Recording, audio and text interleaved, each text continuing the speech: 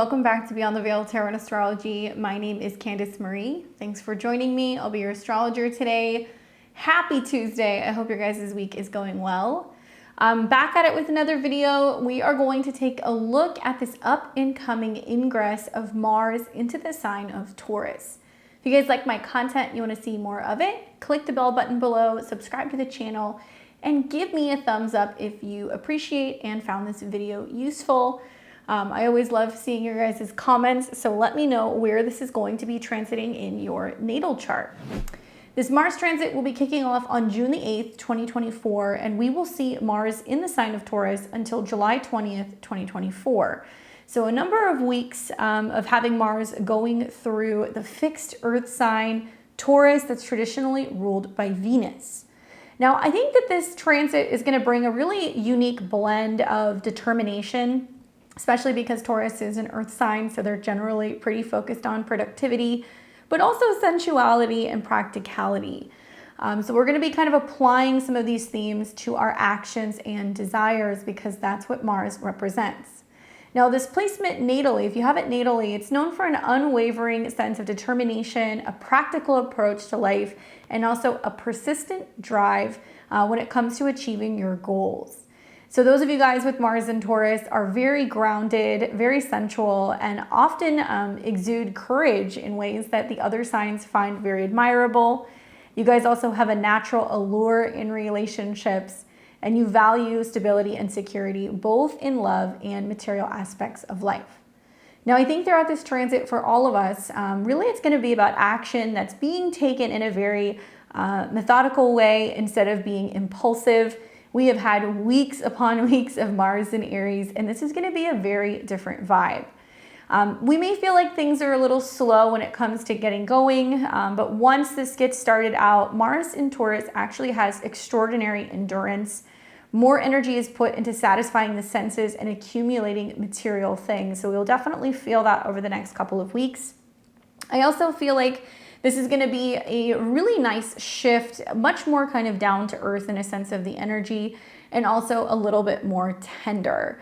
I think some of us are really going to feel that there is a different approach when it comes to our work-life balance and find that we're learning to understand that life is meant to be enjoyed. We are meant to kind of savor the moment, take it all in, really stop to smell the roses, not afraid to indulge in the finer things in life, and also find that we are willing to put in the effort for things that we find to be valuable. So whether that's physical things, relationships, what have you, there is going to be more of an emphasis on working hard towards the things that we love. Now, I do think that in a sense of relationships, obviously, Mars is very passionate. It is kind of seen as one of the lover kind of planets.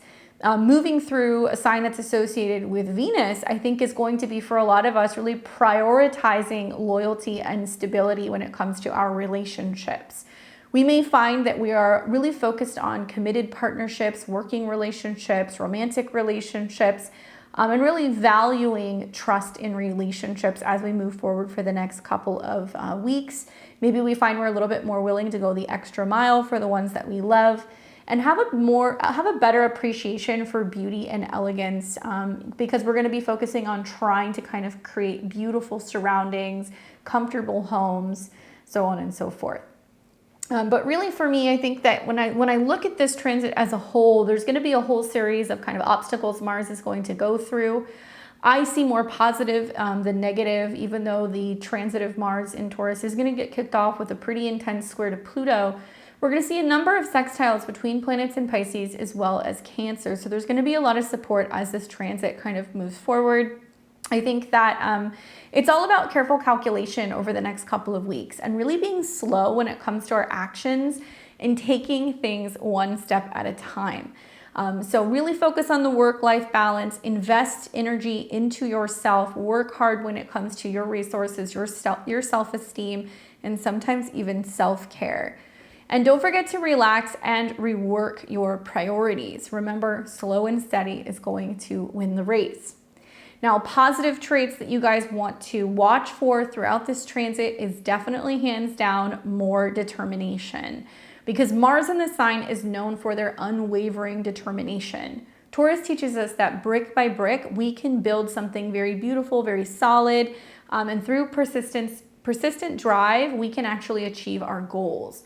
So you want to opt for projects that are going to be kind of, taking time to kind of complete, whether this is like working on a garden, or maybe you're building something, or you're just getting started with sculpting something or painting something. Maybe it's a new relationship, maybe it's a new job. Take your time and really focus on your end goal and just one foot in front of the other. Make time for sensuality, because I do think that Taurus is a very sensual sign being ruled by Venus. And I think that this is going to be wonderful for creating more opportunities for beauty and harmony in relationships, taking it slow, but also seeing the beauty in other people and just relationships and the value that they bring to our life. Feeling like we're willing to indulge a little bit more in the senses or connection with other people. Watch for opportunities to be more practical, more so grounded, right? That's going to be a huge theme of Mars moving through this sign, because Taurus really values stability and also security in the long term. They're very focused on what they're building, what they're accumulating. So we may be taking more cautious approaches when it comes to our finances and just everyday life decisions. Now, I think loyalty is going to be a big theme during this particular transit, because Mars in this sign has a tendency to be more so loyal and committed to other people. Taurus is a fixed sign. It does not like to make change. So I think we're going to be thinking a lot about who we're in relationship with and what values they bring to us, and how we can show better appreciation or commitment, or be renewing some of our commitments to other people. And really, like I said, kind of going the extra mile for those who we are in relationships with. Now, I think this is a very dependable energy, because Mars in this sign, when it's motivated, right, they understand the value of hard work. So Taurus is a sign that's like, okay, so I'm going to get the bonus, right? So I'm going to work harder to achieve that goal, or I'm going to be able to buy the house, or I'm going to, be able to have the stability or the security, or I'm going to feel good about the fact that I completed something. So there is something about dependability, and I think that we kind of cool some of the flames now that Mars is coming out of Aries, and we're going to see that we can actually start to kind of feel like we're a little bit more maybe self-reliant, or we're starting to really see even like the fruits of our labor, of all the things that we started while Mars was in the sign of Aries. Really great energy for self-reliance, because this is a sign that's known for self-value and being really resourceful in achieving their goals.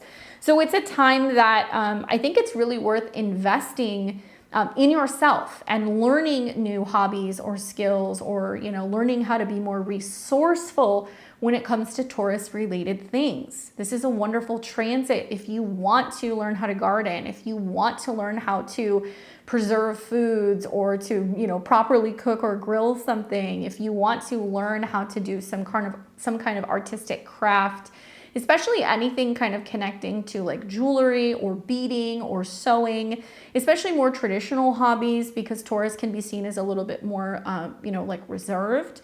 So we may see people who are focusing on traits that are not only, skills that are not only beautiful, but also valuable. So you might be thinking about, well, where can I be investing some of my time or my energy? What actions that's going to bring me more stability or security? Whether that's like a craft kind of side hobby that turns into a business that can be lucrative, or this is like you thinking more about your long-term financial moves and investments, or things that you're kind of stocking in your house. It's all about learning how to be more self-reliant.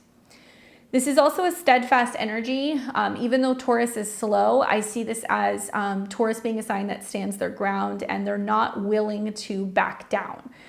So they're not easily pulled off of their path. So if you're really committed to the Taurus area of your life over the next 6 weeks, you may find that there is a significant amount of growth. Maybe you get something done, even though it takes a little bit longer, you're going to look back in several weeks and go, wow, okay, I made this really significant change. Towards the ends of the transit, we are going to see that Mars will be conjuncting Uranus. Days later, it will sextile Neptune, move into Gemini, and trine Pluto.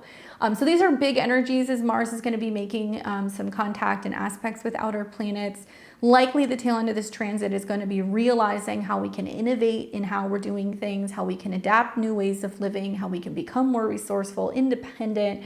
And also I think that it's all connected to our faith, right? The sextile to Neptune, our vision, the willingness to make change, the conjunction to Uranus. And then ultimately, as Mars starts coming into Gemini, the trines to Pluto is this profound shift in the way that we think, what we've learned, what we're believing in, how we're connecting and communicating. But this is really significant because I think that the steadfastness, is really kind of connected to staying the course and being committed and wanting to see some of these changes actually come to fruition.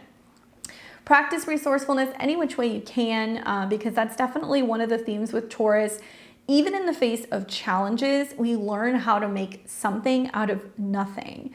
I love like Mars in the second house placements, or even Mars in Taurus, because they really have the ability to nurture and grow something. They can turn something very little into something very big. Whether that's a small investment that ends up being something something extremely valuable, or if it's a seed that turns into a garden which can feed a family. You know, we are learning how to be a little bit more resourceful or a little bit more crafty with what we have, and I guess like making it work, right? Making it work with what we've got. For me, I think of like, you know, I have Mars in the second house, so I have some of these traits. One of my favorite games to play is towards the end of the week when there's like very, very slim pickings in the refrigerator, being like, okay, here's a list of the food that I have, like what can I make with this? And like turning it into a game, you know, and trying to see how I can be more resourceful or more crafty. Same thing with like materials, or if I have like leftover materials from like, you know, work or something that I'm like crafting or working on, how I can continue to reuse it. So I definitely see a lot of that comes through that placement.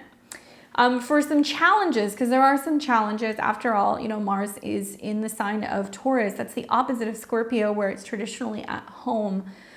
We do see some stubbornness with this transit, okay? There is going to definitely be some friction, especially right out the gate, because Mars will come into a square with Pluto in Aquarius.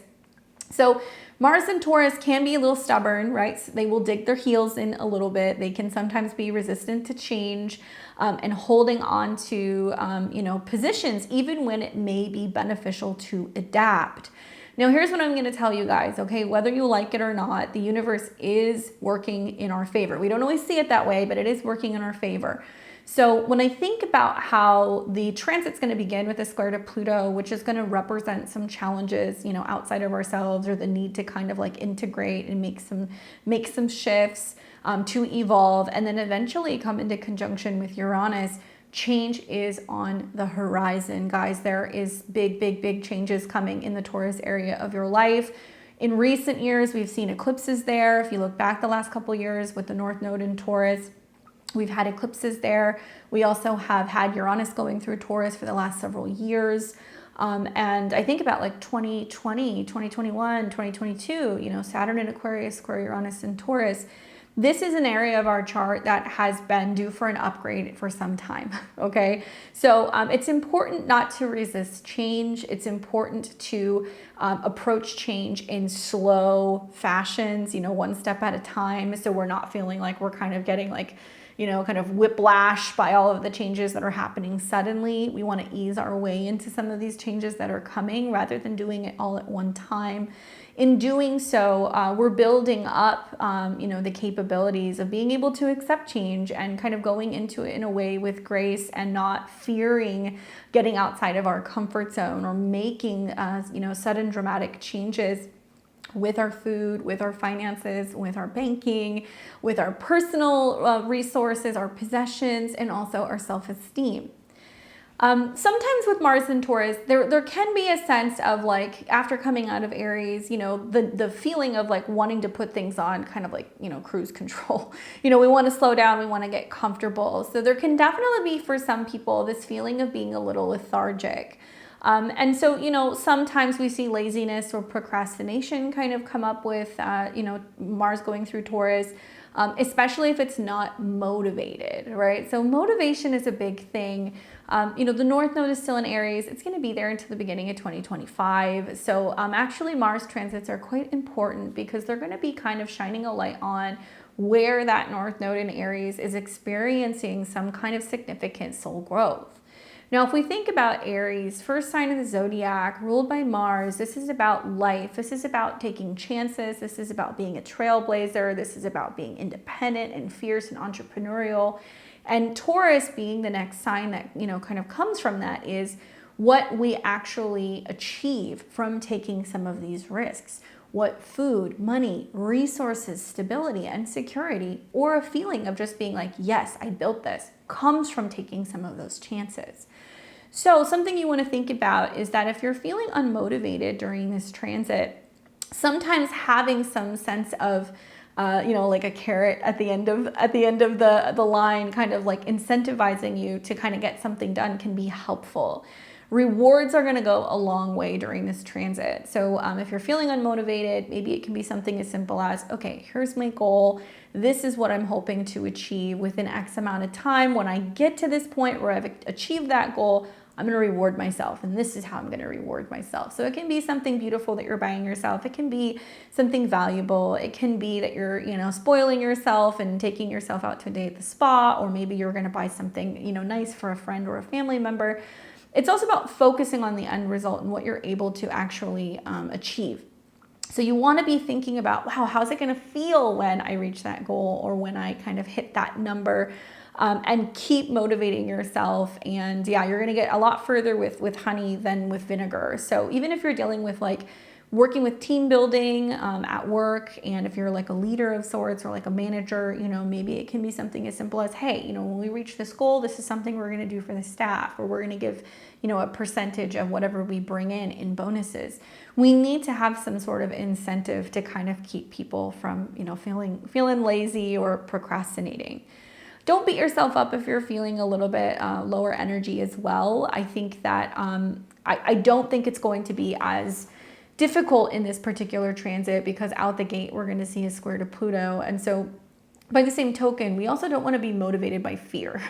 And there can definitely be a lot of things that happen physically or financially or with the earth during this transit as a result of the square to Pluto, where we are incentivized because of fear to go and hoard something or stockpile something, to go and pull money out of the bank, to go and make a rush decision or an investment, to, physically, move resources or money around. Do not let fear be the motivator. That's the one thing that you guys really want to kind of keep in mind. Keep things moving, be innovative, especially as Mars is approaching Uranus. There's going to be some big changes that's going on with the financial system. This is one of the bigger transits that astrologers, I believe, have been looking at in 2024. Mars and Taurus can definitely be a little short-tempered, but not in the same way with like Mars and Aries. That's a very shoot from the hip kind of energy. Mars and Taurus, very rarely do I see these placements, or Mars in the second house, get super angry, right? They can have tempers when they are pushed too far. Think about it like this. It's ruled by Venus. So as long as they're comfortable, they are experiencing pleasure, there is resources, everything is peaceful. But as soon as that's threatened, and likely you're going to see that with the square to Pluto, tempers can flare. People can get angry or jealous or possessive over things, people, relationships, situations. And it likely, because Pluto is in Aquarius, it's going to be about what's going on a collective level. And this forward motion that we're going to be seeing with Pluto in Aquarius for this evolutionary shift for everybody collectively, for the future. This is environmentalism. This is what's going on with politics. This is also what's going on with resources and finances. The impact that is going to be having on all of our personal resources and income, or even food. So there can be a sense of people getting pissed off. Hey, I left my lunch in the work fridge, somebody ate it, and what should not be that big of a deal turns into like a full-on brawl in the office, right? Or it could be a situation where it's like there is a bigger blow up between two friends over, a borrowing or a lending situation, and somebody's kind of like wanting to get paid back. So these are the kind of things that can kind of come up during this. Be mindful that those who don't typically get too irritated or upset, when they do during this transit, it can blow up pretty significantly. And likely that's because they're holding on to stuff. They're not really wanting to have conflict. And then, once that happens, like the floodgates kind of open. keep in mind that there is going to be some natural resistance to change, especially with embracing new ideas and, you know, getting out of your routine. So if you're wanting to stick to familiar routines and methods, you're going to really feel like you're getting your butt kicked towards the tail end of this transit, because it's going to be like this rug pull moment where you're going to be like, wait, you know, this isn't good for me. I'm actually, because I'm holding on to things this way, it's creating bigger problems. And, you know, Mars, Uranus, we'll talk about that. There's a whole different number of ways that can kind of manifest personally as well as collectively. But I do think that it's that breakout moment where it's like, okay, if this has been holding us back, now we're suddenly going to kind of make the change or make the cut or make the shift. Watch for being too passive. That can also kind of come up as well, especially because Taurus, one of the energies that Taurus can possess, because they're ruled by Venus, is they just want things to be peaceful. They want things to be harmonious. They want things to be comfortable. And so there can be this tendency sometimes to be passive or complacent, which may hinder your process, right? Something I've been kind of like marinating on like lately is just, you know, when you're too comfortable, do you get so comfortable that you never really kind of progress? And that there's something to be said about putting yourself in a situation that can be uncomfortable, but it's really productive for growth.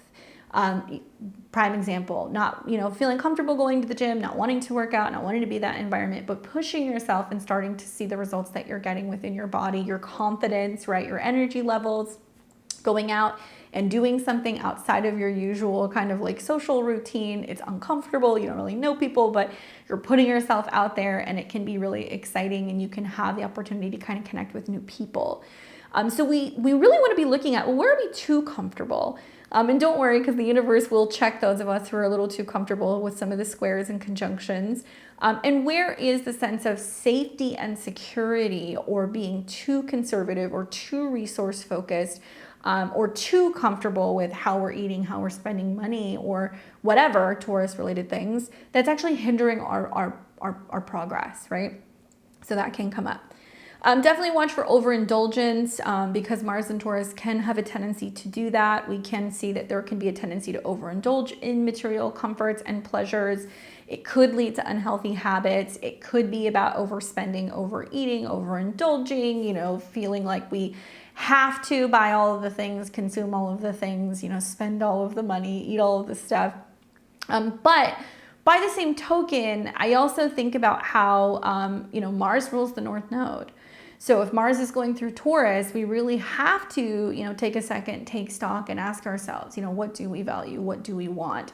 Where are we really sticking to our guns when it comes to our value system? And how does that actually incentivize us to go, this is what's important to me. This is what I find valuable. This is what I love. This is what I'm working towards.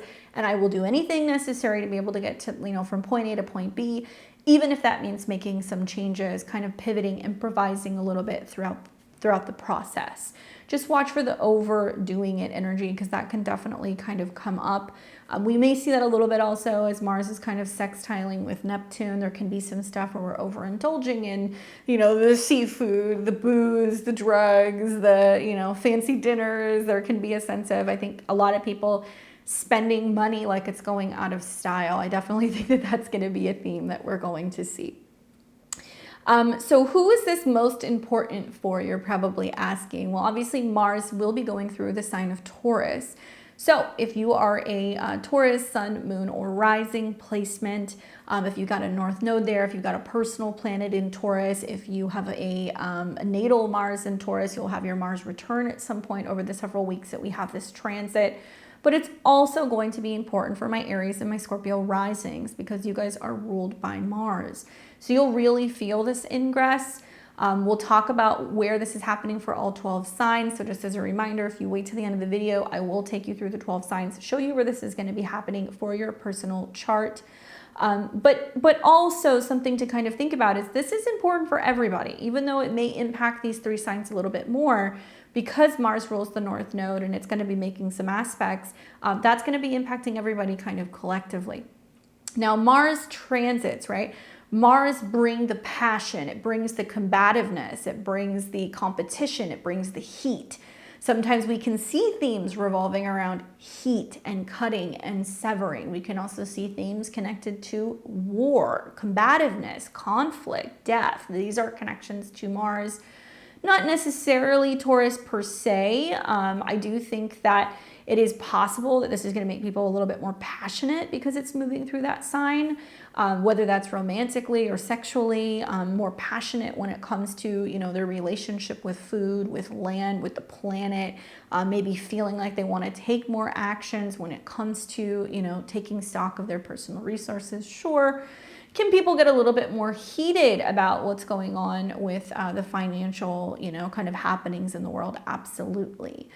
You may find that people are going to be a little bit more competitive when it comes to financial matters.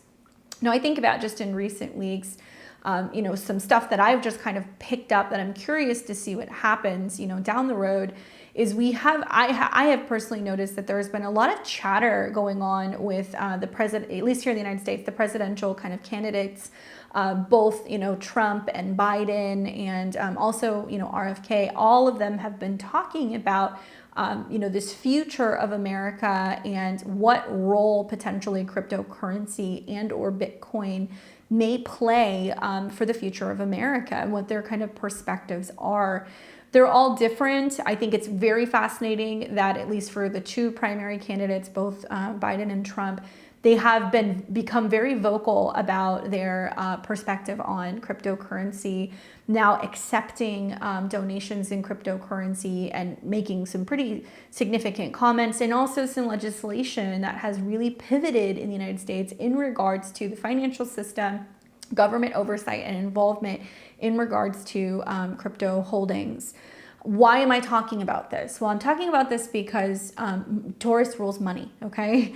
Mars is connected to the North Node, the individual. So now we're starting to see, as this transit, you know, starts to begin, the first square we're going to see is to Pluto and Aquarius. So where people are becoming very passionate about their money, the value of their resources, what they own, like their homes and the values of their homes, equally, you know, their retirements, things that they've worked and paid into. That's very Taurus, although Scorpio can be about retirement and insurance and other people's money and investments, but really it's what you own and what you possess. So this can be about financial ownership. This can be about access to your finances. This could be about storage and possession rights regarding money and cryptocurrencies. And that first square to Pluto in Aquarius is going to be really kind of showing where there is some dilemmas, where there is going to be some challenges, where we're going to see maybe some shots fired pertaining to whether or not this is actually going to be possible. Will some people potentially feel a little threatened in regard to their financial security? Yes, but it's a quick moving kind of transit. I'll explain that to you guys when we get to it. And also, you know, Aquarius is about politics. It's about what's going on with political figures. It's about Congress. And so we may start seeing more in regards to their involvement with some of these decisions, but equally some of their own transgressions when it comes to what they own, what they're investing in, how they're trading. These are some things that I kind of, you know, predict are going to come up throughout this transit. Something else to kind of think about is that when we put Mars in the sign of Taurus, you know, it's quite literally taking action in regards to the things and the people that we love, right? So we can find that we can be like a little bit more, you know, I love you, so I bought this for you. I made you this cake, you know, I created this thing for you, or you know, I love you, you're mine. So be mindful that, you know, when it comes to love and relationships, that we want to be not connecting love and possession. You know, we really want to see people as their own independent kind of like person. We can value them, we can love them, we can show appreciation, but you know, love is not possession. And I think this can be a really difficult kind of thing to kind of comprehend, especially when it comes to the future of relationships. And the same thing could be said about the money stuff too. And I think this is why I think we're going to be hearing a lot more kind of chatter about, you know, personal possession of cryptocurrencies, you know, personal holdings, and, you know, what you have access or control over, what, at least I'm an American, so here in the United States, what we are working and paying towards and how it's actually being spent. You know, Mars and Taurus can have a connection and affiliation for impulsive spending. And I think that a lot of these things are going to kind of become quite reckless if they're not checked throughout some of these transits. Now, Mars is also in its opposite sign. Obviously, Mars has an association traditionally with Aries as well as Scorpio. So when we see Mars in Taurus, technically it's in its fall because it's in the opposite sign of Scorpio, traditionally ruled by Pluto and Mars. So it means that Mars, which is the planet of action, drive, and desire, is not as strong or comfortable in Taurus as it is in other signs. So, in Taurus, Mars can become more passive and resistant to change. It takes a little bit longer. Yeah, sometimes it can hinder our ability to make decisions, to take some kind of action. But I something that I have always kind of thought about, and I think it was Adam Ellenboss who's always kind of used these descriptions. He's from Nightlight Astrology. He talks about how a planet will go and visit a house, and that the house that they're going through, that, whatever is kind of going on in the house is what they're experiencing. So, if we're sending Mars, which is basically a warrior, he's a soldier, he's like a fighting young man who is extremely, masculine and sometimes even kind of barbaric, covered in, his armor. He's walking into, Taurus's house. And so he is now being, given honey and milk and flowers, and he's being celebrated and he's being loved on and kind of like massaged a little bit. So does it break down that hard exterior of the warrior? Yeah, a little bit. Does it bring out the lover and encourage him to, not feel like he has to be kind of combative? Sure. But he can easily get love drunk, and he can easily get too comfortable, and, he could slow down, and the progress that he's been making, or the trek that he's making through the zodiac, can get delayed a little bit because he stopped to smell the roses, or he's like laying in a field with a maiden, like that kind of stuff. So it's going to be interesting. I definitely think for me, it's a lot easier maybe than, Mars, going through some of the other signs.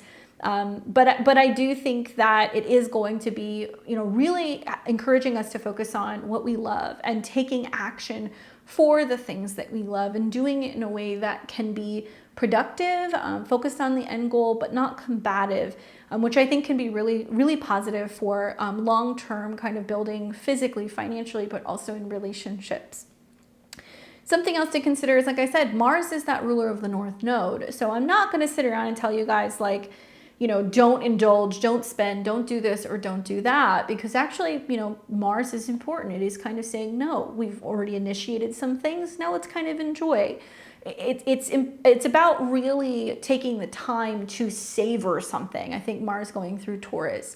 If you're somebody like me who likes to cook, you know that if you're really hardcore about making a nice meal and putting in the work and the effort and taking the time to like trim everything and to, gather the herbs and cook things properly, good things come to those who wait. And then at the end of, the process of cooking, you sit down and hopefully with other people, and then you can savor the meal. So there is something about being able to really take time to appreciate, well, what have we initiated? And, don't get too comfortable, don't coast, but at the same time, really appreciate the fruits of your labor. And it is going to be worth in some certain situations, whether it's something that you're really wanting to buy, or something that you're really wanting to accomplish, or maybe a relationship that you're really trying to work on. It's worth going the extra mile. It's worth spending a little bit more. It's worth, appreciating somebody a little bit more, or taking the time to really show them through what you're physically doing your appreciation. Now let's go ahead and take a look at the aspects. I have a short list of them. As a reminder, we do have time codes. You guys can go through the time codes if you want to skip ahead. Equally, if you check the description below, I will put these dates in the description so that way you guys can make a note of them. So obviously on the 8th, in just a couple days here, we're going to see Mars enter into the sign of Taurus. I work with about a 2-3 degree orb. So from the moment that Mars hit that critical, or will hit, if you guys are watching this early, will hit that critical degree of 29 degrees, which is really happening closer to the 7th of June. it's already beginning to start to come into a square with Pluto, okay? So even though Mars enters in on the 8th, and maybe those of you guys, you know, who happen to be an early degree Taurus, Sun, Moon, or Rising, you're feeling it more, right? Mars transits can be, especially if it's connecting to your sign, amplifying things, making things speed up. You may feel a little more restless. You may feel a little bit more like you need an outlet for physical activity. So my Taurus placements may feel that. But you also may feel like you're feeling a little bit more sexy. You're feeling a little bit more competitive. There can be a number of different ways that Mars can kind of, you know, show his energy depending on your natal placements. But right off the bat, it's going to start coming into this square with Pluto. So I just let you guys know, with transits, sometimes things hit a couple of days early. Sometimes it hits the exact day. Sometimes it's the day after. So as soon as we have the ingress on the, well, not even the ingress, like I said, the day before, when Mars is at a critical degree, I'll show you, I think we're going to be feeling it. So Mars being at that kind of 29 degrees right here in Aries. So it's actually, yeah, I would say the 8th, most of the 8th. It's sitting at 29 degrees, which, you know, is significant because it's an anaretic degree. So it does represent this turning point. At the same time that this is happening, you know, we have another 29 degrees that's kind of in the skies as well. So we see the endings that's coming through Neptune and Pisces, and then the beginnings that are kind of still being initiated in Aries. Certainly if you're watching this early, so if you're watching this like on, you know, on Tuesday, you know, you still have Mars and Aries. So you have time to still initiate things. You have time to still get things done. Especially with that new moon that's going to be happening in Gemini. You know, I would say lots of opportunities to manifest, get things going. It may feel like it's at the final hour, whatever, but it may be a good time to really use that energy before the Mars-Pluto perfection starts kind of happening. Now that will not happen until the 11th. So let me take you guys to that day. So on June 11th, we will see Mars square off with Pluto. But like I said, you'll probably feel it for a couple days. This is an intense energy, okay? So squares are the energy of Mars in general. There's friction. Squares trying to get you to reconcile something and meet in the middle. So it's trying to get you to kind of make some kind of significant change. We take the archetype of Pluto, which is, you know, the Dark Lord, right? In astrology, it is about transformation and endings and death and new beginnings.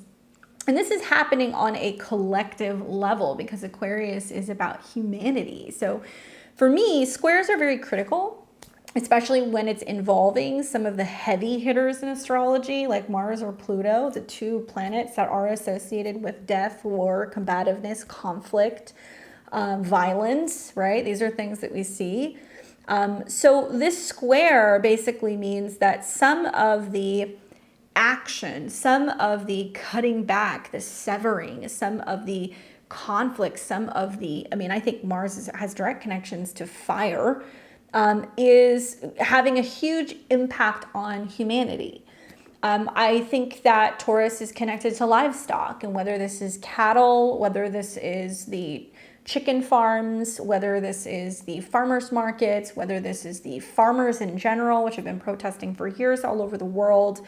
This is their actions, right? Their passions, their moves, their desires that's being directly challenged by Pluto, who's in a superior position. So Pluto in Aquarius could be politicians, it could be the internet, it could be, you know, new surveillance type situations, it could be technology and AI. It could be, you know, things involving espionage, spying, right? These are really kind of like Pluto concepts and ideas that's challenging what you're spending, what you're consuming, what you're buying, who you're buying from, what you possess. And so I think, just to be honest with you guys, you know, to me, this seems like the internet possibly being like, hey, you know, why are all these chicken farms burning down? Why is there an attack on, you know, on the cattle industry or on homesteading or on farming? It's quite literal within the archetype of the signs. But also it could represent, you know, where there is some sudden influx in a price of sorts. of food, materials, resources, money. I think that this is going to go hand in hand possibly with some news about things that are going on with the bond market, because bonds are very much kind of directly tied to Taurus, as is the banking institutions, because banks is Taurus, and how they're being challenged in some way because of some new transformation of what's going on with the future of power, control, resources, and politics. So you can see how, some of these political talking heads, Pluto is now retrograde, where they're changing or transforming something about their stance on money, and how that could potentially be threatening Mars-Pluto square to the financial systems. So when you start seeing things like, whoa, certain politicians are kind of going a really kind of unpredictable way in direction, right? Pluto and Aquarius. When it comes to resources there, that can have an impact on the prices of things. That can have an impact on metals and physical material goods and anything earthly like lumber and anything kind of produced by the planet. So we can see some of that stuff kind of happen there as well. I think that traditional Mars-Pluto squares, and this is happening at 1 degree, does have more of a kind of connection to things that are just beginning, okay? So 1 degree in degree astrology correlates to an Aries degree. So if I look at Mars in Taurus at 1 degree, it's, well, I possess, I have, I go after, I protect. There is a sense of a beginning and it being very personal, but it's also about combativeness, decisions, military, armies, and attacks. Any astrologer who knows anything about aspects will tell you that a Mars-Pluto square, generally we will hear something out in the world about, so-and-so was attacked at knife point, that's very Mars, or, we heard about this like fire and it killed, X amount of people. That is kind of built into the archetype of that square. Think of it as Mars is going up against Pluto, and in this aspect, Pluto is the one who is holding the power because it's an opening square. Mars is being challenged by Pluto. He's in a superior position. And so likely there is going to be some kind of oversight, or there is going to be some kind of decision, or there is going to be some kind of themes that are making headlines about what panels, what Congress, what groups of people are saying, and the war on cash. I think it's going to be cash. I think it's going to be resources, what you possess, what you can own. And I think we're going to hear something like that. Now, I won't say that there could not or would not be some kind of military mobilization, that we wouldn't hear something about missiles. Certainly that's been a huge kind of topic of discussion recently, at least here in the United States, with the ongoing information that's emerging revolving around the relationships that the United States is having with Ukraine, and the information that has surfaced recently revolving around the clearance that has been given to use United States missiles in Ukraine. And so Mars can be about the attack, and Pluto can be very much about, we've changed our stance on something, So can there be some intensity coming from that? Yeah, something can happen. One thing that you kind of want to think about with the Mars-Pluto square, first of all, is like anything involving heat, speed, anything sharp, anything that's like metal, anything like that, just be mindful. You don't want to be speeding with these transits. You don't want to be like aimlessly chopping food with these transits. It could be something as simple as, you're just hanging out and you're watching the news while you're prepping, and then you don't realize like, oh, I nicked my finger. That can kind of happen with some of this stuff. But also we want to avoid where there's conflict. We want to avoid where there's gatherings that could be like a stampede kind of energy, especially with Mars and Taurus. I'll never forget, the transits that we were having around, the January 6th event. And that was literally when Mars was entering into Taurus. And then we see like the shaman with like the big horns plastered all over the country, all over the news. And it was quite literally about some kind of Taurus or kind of cow archetype that was like, causing some kind of like chaos and mayhem. Whether you believe that or not, that's not really what I'm talking about. But the archetype and the symbolism really kind of came through. I see some similar stuff here. So just some food for thought, anywhere where there could be some public you know, kind of like meetings and people coming together and people are getting angry and you're seeing that people are fighting or that there is some kind of like violent protest going on, like you would want to avoid this because it could be dangerous. And it could be something that also could have some pretty significant physical or financial implications as a result of getting involved. So just food for thought. Now, the thing that I think about when I see Mars square Pluto is individual transformation, especially because of Mars's connection to the North Node in Aries. So this transit, it'll last for a couple days. You know, it can lead to personal growth through challenging situations and intense experiences. It can trigger the process of shedding old habits, beliefs, or relationships that no longer serve on an individual's higher purpose. So it can be a time of deep self-reflection and transformation. I see this almost as like labor pains with Mars square Pluto. It's like right when you're like, I don't know if I can do this anymore. You know, it's like something kind of gives way and it kind of clears out. You're going to want to think back to what happened when Mars was in conjunction to Pluto, because that's a part of this cycle. February 14th, 2024, Valentine's Day, Mars was coming into a conjunction with Pluto. So you want to reflect on, well, what was going on the 13th, 14th, 15th of February 2024 when Mars and Pluto came into conjunction with each other at 0 degrees of Aquarius. Now that's a pretty significant degree. You know, Saturn was going in and out of that degree in 2020. We saw the conjunction in the end of 2020 with Saturn and Jupiter. We've seen Pluto going in and out of, you know, these degrees, and it still is. So clearly there's something that's still purging and purifying that's kind of coming up for all of us collectively. And I think that this can be a transit that if you really hone in on it and if you really focus on and reflect on transformation of resources and values, it can be really productive because it can be about being like, nope, I'm going to kind of completely get rid of this. I don't need this anymore. So like cleaning out closets, cleaning out garages, cleaning up your diet, you know, better managing your finances, doing some kind of cut on excess spending, that can be positive, especially if it's leading to some kind of goal. You know, Aquarius, after all, is traditionally ruled by Saturn, so it can be like less is more, and what I actually have to cut in order to have more space, more time, more money. So that might be something you want to think about, you know, some of the sacrifices or the things that you're willing to get rid of. On the flip side, you know, this is a very common transit for power struggles. The square does indicate tension and conflict, so you know, it can manifest as power struggles or confrontations, especially in areas related to financial security, values, and personal power. So this can involve relationships, you know, work, or even within oneself. And so if Aquarius is all about the future and where we're going in the future, and Mars is going through, you know, the sign of Taurus, which is what do I have now?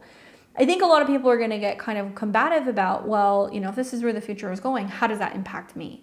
What I can have, what I can spend, what I can eat. And people may feel threatened as a result of this because they're feeling like something has power over them. Watch for financial and material changes because Mars and Taurus is focused on material security and comfort. And with the squares to Pluto and Aquarius, I do think it's going to signify significant changes and challenges in these areas. It can be a time of financial stress or a need to reevaluate one's relationships with money and material possessions. So it's kind of like, well, is my spending really kind of helping me get to my goal when it comes to totally changing my financial situation, right? And that might be something that we take into consideration.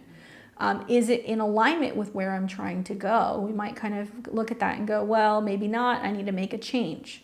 The good news is that Pluto is in the sign of revolutionary changes. So, you know, Pluto being about collective action, rebellion, and a desire for change, Mars coming into this square can fuel a desire to take action towards these goals. And it can be a time of increased activism, revolutionary action, both on a personal and a societal level.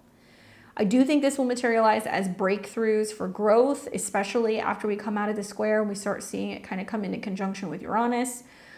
This can be challenging, okay? But it also gives opportunity for growth and transformation.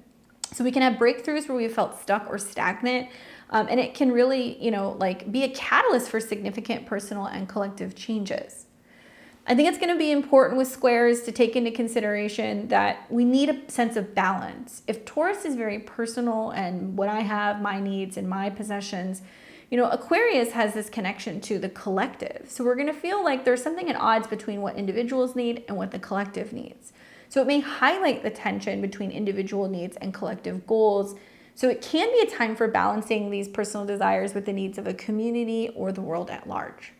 Finally, it's all about navigating change. So take into consideration that yes, this can feel intense, this can feel challenging, but it's a really powerful time for transformation. So, you know, it's important to navigate some of this change with courage and resilience and a willingness to let go of what no longer serves you. Obviously, this goes without being said. This is a transit that definitely my Aries and Scorpio risings, you're going to want to pay attention to. Equally, if you have any planets that are going to be about 0 to 2 degrees of the fixed signs, so, you know, Taurus, Leo, Scorpio, and my Aquariuses, you guys want to pay attention for some of the power struggles, especially Leo and Scorpio. Pay attention because that's going to be kind of creating a bit of a fixed T-square that's going to be materializing. We'll talk about that in a second. All right, so on to a little bit of like an easier transit. We're going to see a number of sextiles. These aren't really going to be building until closer to the second part of the month. And I noted here the 21st, we are going to see Mars in Taurus sextile Mercury in Cancer, okay? So technically, you know, Mercury is the faster moving planet. Mercury is moving through Cancer. So a lot of communicating our emotions, our feelings, talking about home and family values, that kind of stuff. That sextile between Mercury and Mars, Mercury is making the aspect to Mars. It's the faster moving planet. So something about connecting our mind and our emotions and, you know, our families in the past plays a role in the sextile to Mars and Taurus. So it's a positive aspect. It's a very short and sweet aspect. You kind of have to do a little bit of work to reap the benefits. I do think it's about striking a balance between practical, emotional aspects of communication and, you know, taking action and feeling motivated. So it can really help us on an individual level, I think, express our needs and desires in a way that is both grounded and sensitive, right? Taurus, Cancer. This can be beneficial for relationships and promote open and honest communication while also being considerate of other people's feelings. Well, in terms of productivity and work, this aspect encourages us to take a balanced approach to tasks, and a practical and determined energy of Mars and Taurus can help individuals stay focused and persistent in their work, while the emotional and intuitive nature of Mercury and Cancer can bring creativity and empathy to the process.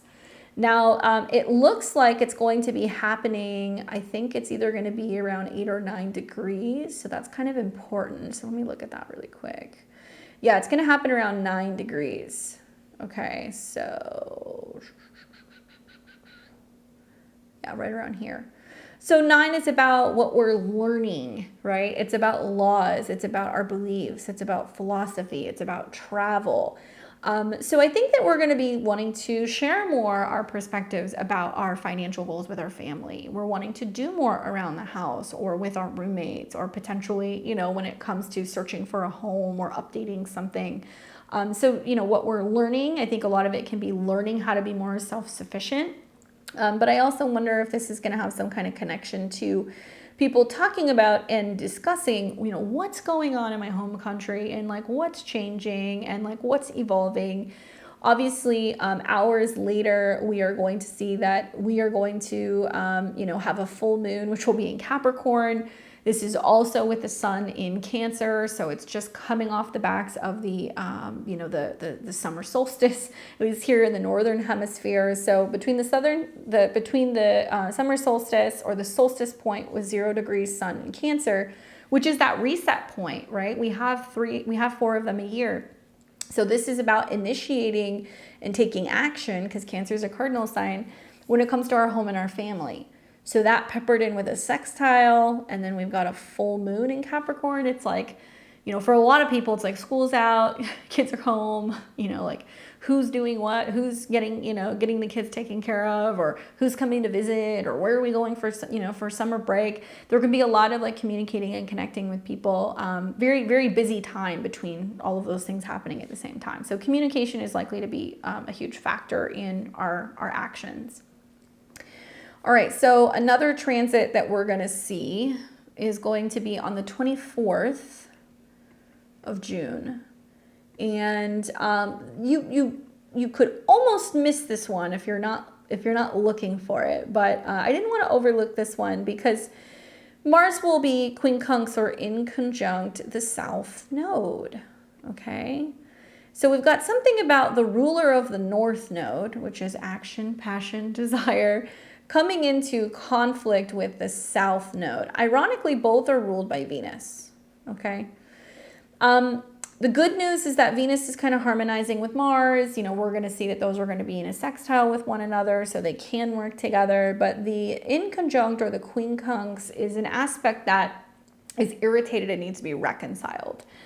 So with Mars, you know, in conjunct the South Node, especially in Libra, it's representing a complex and challenging dynamic between these energies of Mars, right, and the South Node. Well, the South Node in Libra is, you know, letting go of old relationship karma, moving away from indecisiveness, not having just surface type relationships, not being with people because it's convenient, not being indecisive and kind of going back and forth about stuff. It can be about breaking away from certain partnerships, professional, romantic, friendships, family relationships. And I noticed that this is at an 11 degree, okay? So it is about something speeding up or, you know, breaking down or something kind of breaking apart at the seams. So there's something to be said about that as well. Relationship disharmony can kind of come here because I know that the aspect of the inconjunct can bring about tension and conflict, particularly in areas related to assertiveness, action, and the pursuit of personal desires, Mars, versus the need for karmic growth and release and integration from past life, right? South Node. So I think, to put it very simply, we're going to see a lot of conflict in relationships over money and over values and resources and what we find, you know, valuable versus our partners or our friends or our families or our employers. And there can definitely be some fractures that can happen in relationships as a result of this, right? Now, this day, we're going to see that the moon will be in Aquarius. It'll be conjunct Pluto. So it's squaring that. So there definitely is a lot of like, well, this is where we're going in the future. So, you know, this is a problem if this is what we're, you know, trying to kind of achieve. So I do think we're going to see relationships that if they've been built on material things or surfacey things, right? If these are not solid relationships where you have common beliefs, especially about your values and your resources and how you're spending your money and what you're purchasing and what your goals are, you're going to see some issues here. I also think this could be a time where communication is so significant. You're going to see, you know, trines to Jupiter in Gemini, indicating the importance of communication. That'll also be kind of trining the South Node. So we can work our way through things. We can talk about things. But there's definitely other things in the sky in Cancer that are also coming into squares with the North and South Node. So it can be a lot of like, well, do we still want to live here? Do we want to change homes? You know, are we spending too much money where we're living? You know, what's best for our family? What do our parents need? So we're going to kind of be feeling like we're being pulled in all different directions. Keep in mind that because the South Node represents karmic experiences from the past, and what we bring into this lifetime, when Mars comes to that quincunx or inconjunct point, you know, if we're not integrating new things, there can be a feeling of being pulled in two different directions and like needing to make a decision or, you know, split from someone or something. This can manifest a number of different ways. I do feel like, you know, it can be a result of struggling to find a balance in personal desires with the need for karmic growth, conflicts in relationships, you know, clashes with one person's desires versus yours. But it also is another aspect that's about promoting growth and transformation. By acknowledging and addressing the tension, we can actually kind of like transmute these energies and learn to integrate them. So what's interesting is that, you know, obviously Mars is ruled by Venus. It's coming into a sextile. So if we can talk about what's important, what we value, you know, what we want to protect and cherish or kind of create in our private life, we can have a better understanding of what we're going after, what we want, what we desire, what we want to achieve. But on the flip side, the other thing to take into consideration is that some of us may realize that we don't actually have the same value system, or we don't actually want to spend or invest money the same way, or we don't value the same things.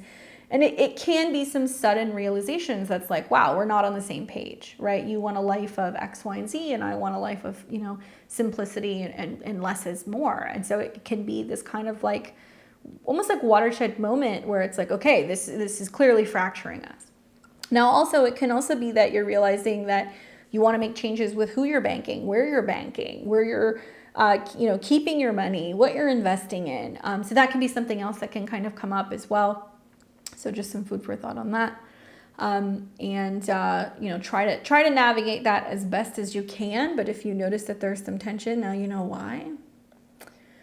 We're going to have another sextile on the 28th. There will be a sextile between Mars and Taurus and Venus in Cancer. Obviously, like I said, the planets moving through, Cancer, they're so close to the sun. They're moving faster, basically, than Mars. But I like to see Venus in a sextile to Mars. I do feel like this is an aspect that does indicate that we've got some harmony. We've got some harmony. That they are, relating very well to one another. This is also happening at a Taurus degree, 14 degrees. And now there is a sense of working together, building together. When we have the North and South node ruler, okay, in harmony with one another, we're able to look at the past and go, okay, this is what worked and didn't work. And we look at the future and we go, this is where we're going, and like how we can actually learn constructively from what's happened in the past to be able to build a better future. Taurus, which is ruled by Venus, Cancer, ruled by the moon. These are two signs that are very focused on, do I have enough resources? Do I have a roof over my head? Am I safe? Do I have food? Do I have clothing? Am I protected? Is the world safe? And these are very emotional and very sensitive signs. These are very feminine signs as well. So we're going to probably see a huge focus on women, mothers, home, our country of origin, our roots. And these are going to be big themes that are going to be coming up with these particular, planets moving through these signs. The sextile is harmonious, like I said, because they're blending together. So it's about practical and grounded approach to relationships, working very well with emotional expression, right? Venus in Cancer, home, women of the home, nurturing interactions. I think that this is going to be really wonderful in helping individuals express their needs and desires in a way that's both grounded and sensitive. Very beneficial for relationships. It can promote open and honest communication and also being considerate to other people's feelings. So I do feel like this is a wonderful time to be like, okay, this is important to you. I hear you. This is what I'm doing to kind of make that happen. And in this situation, I think Mars is really showing us that love is a verb. It's something you must do. It's not something that you just say. You have to show it with your actions and be considerate and compassionate to other people's feelings, emotions, home, private life. And maybe it's about kind of building in your private world throughout that period with the sextile. All right, so then we have a little bit of a break for about a week. We're not going to see another aspect until July the 5th. And on July the 5th, we're going to see Mars in a sextile with Saturn. I like this aspect, although I will say Saturn is retrograde, but that's okay. Mars is at a 19. That's a Libra degree. This is about partnerships and harmony and pairs and two people coming together and marriages and business partnerships and client relationships. So Mars sextiling Saturn, great. Saturn provides the solid ground, the commitment, the timing, the maturity, the focus, the boundaries, the container for Mars to do what he needs to do. Well, Mars is sextiling Saturn, which is retrograde. So it's already turning inward and it's reevaluating some of these things. And it's in a sign, it's a water sign. So it's emotional, it's spiritual, it's psychic, it's intuitive, it's about feelings. And so I think that this, in a way, is about maintaining a sense of vision, faith, and belief, and really taking that with you throughout the day in all of your actions. That your actions are a reflection of your belief. It's a reflection of also your sacrifice, right? Saturn is in the sign of sacrifice. And they're working together. So we can now really express our needs and desires in a way that's grounded. It's sensitive to the unseen and unknown. We might feel like we're just a little bit more in tune with ourselves and also with the cosmos. I think it's beneficial for career because Saturn's connection to career, and also relationships because it's at a 19. And I think this is about being considerate of other people's feelings and spiritual needs. So, Taurus can be food, money, resources, and Pisces can be the hungry, the needy, the homeless, the orphans, people who are in prison, people who are in hospitals.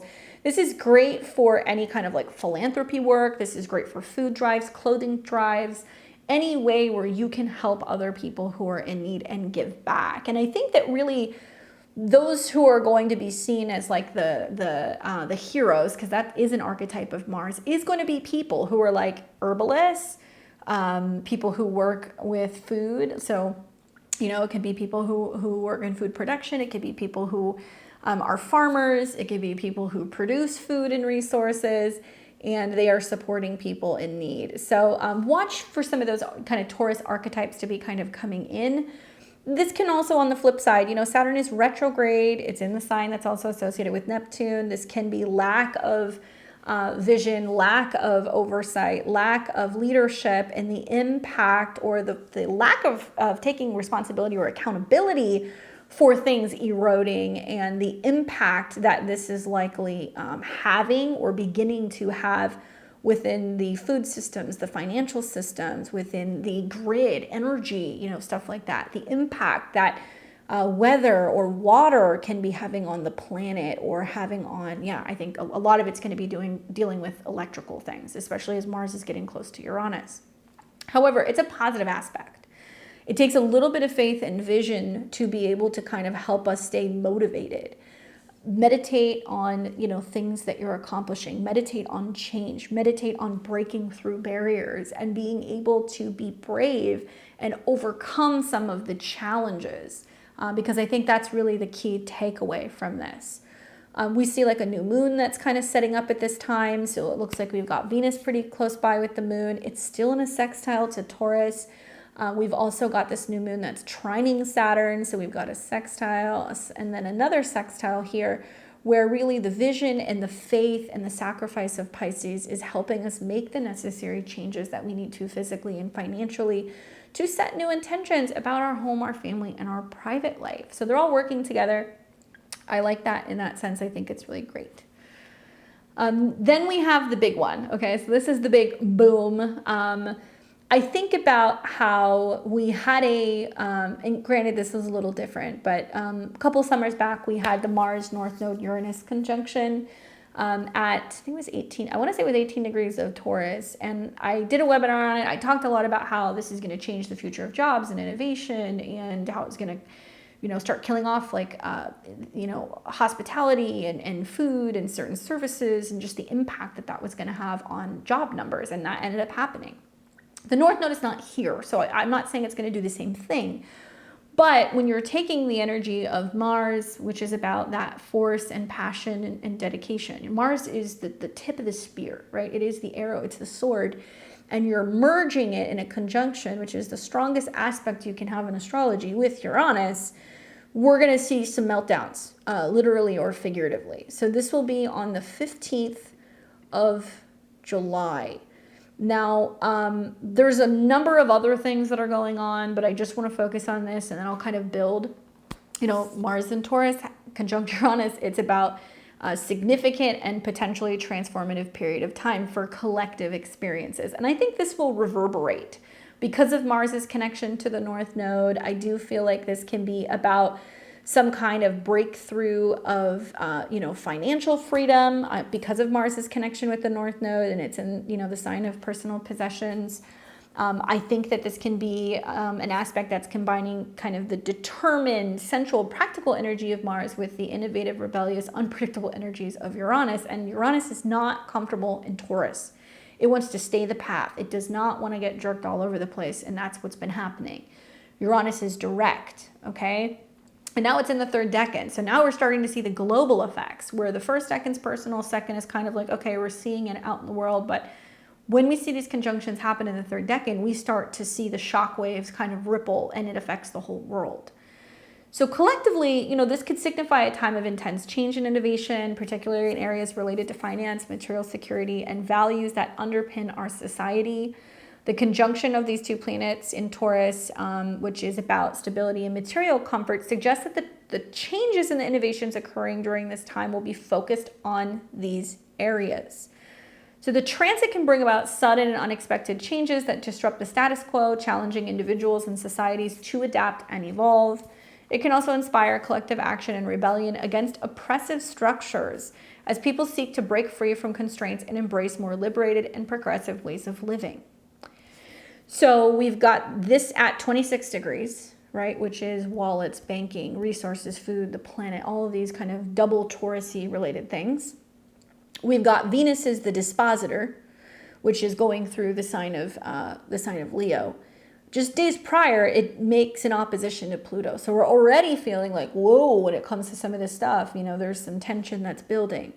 Likely what we'll probably see when Mars is sextiling Saturn around the 5th is that the warning calls, like I think of like the scene that's coming to mind for me is like Titanic, you know, it was like they got the call that was like, hey, there's an iceberg, just so you know. And they're like, oh yeah, okay, you know, sure. And they're trying to navigate it and they still end up smashing into it. And then the Titanic sinks. Sorry, if you didn't see the movie, then I'm just kidding. Everybody's seen that movie, but didn't want to blow it for you guys. So I think the warning call, which will probably be coming out around the 5th, will be the Mars-Saturn sextile. That's like certain people are telling certain people, hey, this thing is going to blow. This is going under. I would be watching out there to see, well, what financial analysis is coming out? You know, what are people saying to be cautious of? Or there's going to be, you know, a soft landing, smooth landing. And we're starting to hear more where people are like, no, there's nothing to worry about. Don't pull out. You know, don't take your money out of the bank. No, don't sell that stock. Don't do this. And people being like, there's nothing to worry about. And also people who are getting secret information or being told things behind the scenes about what is coming. And then they start making some big moves. When you see big swings of things being sold off in massive numbers, that will be the sign. And then we have the conjunction, which will be, like I said, on the 15th. Mars, heat, passion, military, cutting, severing, burning. Uranus, energy, sudden change, unpredictable, breaking free, free falls, things blowing up. So like I said, guys, there are going to be several warning calls here.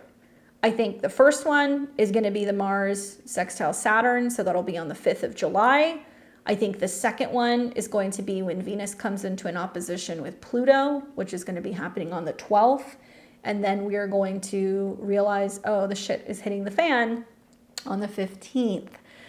I think about Taurus's possessiveness, and they're like, this is mine. I need to physically have it. That's the beauty of Taurus placements. If you don't physically possess it, whether it's the gold, the dollar, the hard cold storage, if it's the physical land, the cash in hand, whatever, if you don't have it, if you don't possess it, it's not yours.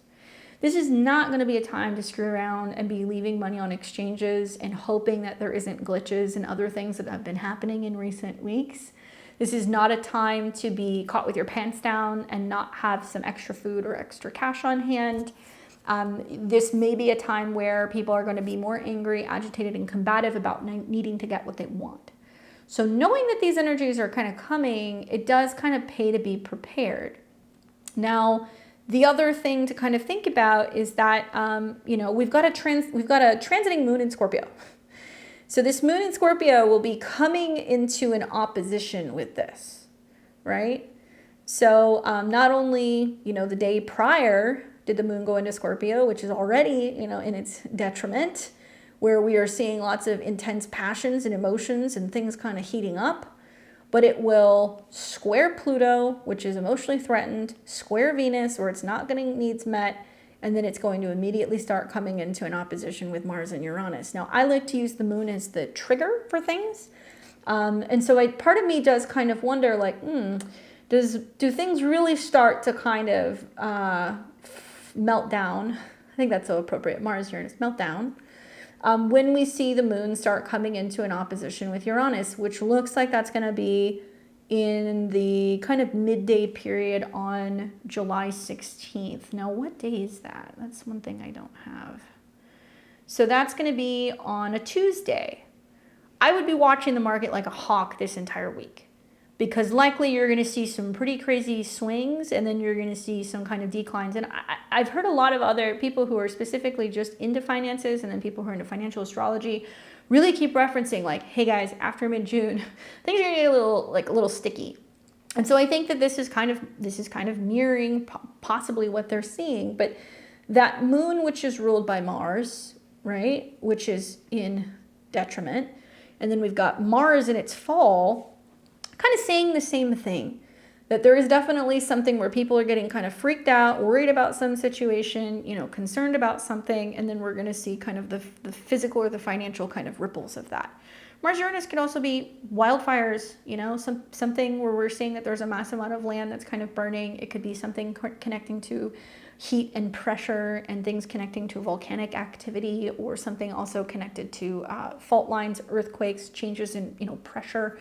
So any number of these things can happen, although I believe that, I think it was Steve Judd that was talking about the looking at the impacts of the earthquakes and how it correlates with transits, and he saw more correlation with the heliocentric chart than with this chart. But I can't tell you what will happen. I can just tell you there's way too many things to be going on all at the same time for it not to be a period of intense, sudden, oh, this is getting cut, we got to make a change.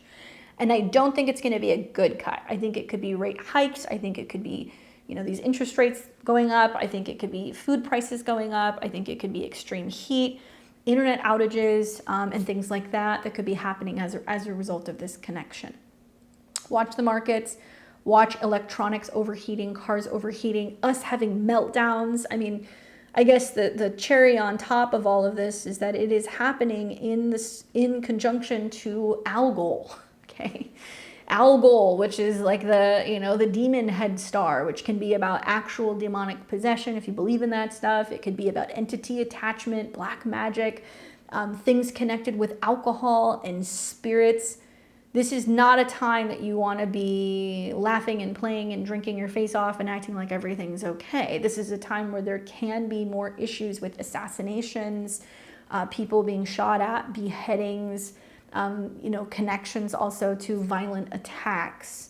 So it's a very, I mean, come on, Saturn retrograde. It's like, this is a time to be sober, to be aware of what's going on, to keep our heads screwed on straight, to be mindful that there can be some very intense things that are going on as a result of people losing their cool and being almost like possessed by this rage because of something that's going on in the world. And likely it's going to be about either a financial situation or something kind of connected to a loss. You know, there is strong kind of correlations and connections that I've seen in charts to that star getting activated, particularly with people who are suicidal. So I want to put this out there and kind of say, mental health is already a really sensitive topic with Saturn and Pisces. I don't think we need to use astrology to justify whether or not we have a mental health epidemic in the world. I think that that's a dumb thing to do. But as an astrologer, I look at the astrology and how it correlates to the collective. And Saturn retrograde in Pisces is doing it. You know, people feeling disassociated, disconnected, lonely, isolated. Neptune at 29 degrees is doing it, where people are having a really difficult time. The vibration on Earth can be very difficult for some people, as one reality is kind of melting down, and you know, the veil is becoming so thin to the point where we're going to start to kind of look around and go like, oh, some things that we have always thought was our reality is a facade, and it's difficult for some people to adjust to that. Drug, mental health issues, alcohol issues, all these things kind of come from those aspects there. And like I said, I have seen a correlation with suicide attempts with these particular transits. So be mindful of mental health stuff, those around you who are having those issues, you know, talk to people, try to diffuse situations, ask them what they need, how you can help them, you know, direct them to people who can better help them and let them know that there is a solution. I can't help but look at the North Node connection and go, wow, some people are going to get really angry about some kind of financial meltdown or some kind of bank going under, or about some possession of resources being taken, or people being like, oh my God, this is my livelihood, you know, and feeling like they are left with very little options. So it's really serious. And I don't say this lightly. I just want to kind of put it out there so you guys know you will most likely see some of this stuff out in the world. Keep in mind, we're also building into then what is going to eventually be a full moon in Capricorn. Now we have one that's going to be happening at 1 degree of Capricorn. And then we're going to have another one that's going to be happening at 29 degrees of Capricorn. That has nothing to do with Taurus, but it will start coming into a conjunction with Pluto, and it will also be trining Uranus. So it's going to be about, okay, well, where's the leaders? You know, like where's leadership? Where do we have protection? What's going on? How are we managing this crisis? So I do see that kind of being a focus as well. And we've seen that 29 degrees come up so many times, whether we saw it in 2020 with Saturn going back and forth over that degree with the pandemic, whether we saw it with the last year or so, with Pluto going back and forth over that degree. And I think of the Sabian symbol, that's about a large group of, people having secret meetings about, alliances and deals and decisions that are being made. I think we can encapsulate the Pluto and Capricorn transit simply by saying it's been about this unveiling and this realization of abuse of power from top-down structures. I think that puts it perfectly. So this full moon is going to highlight that. And it's coming at the heels of what's going to be some kind of rocky transits that we're going to see with Mars in July. The Sabian symbol, right? So the Sabian symbol for this is going to be 27 degrees of Taurus because we round up.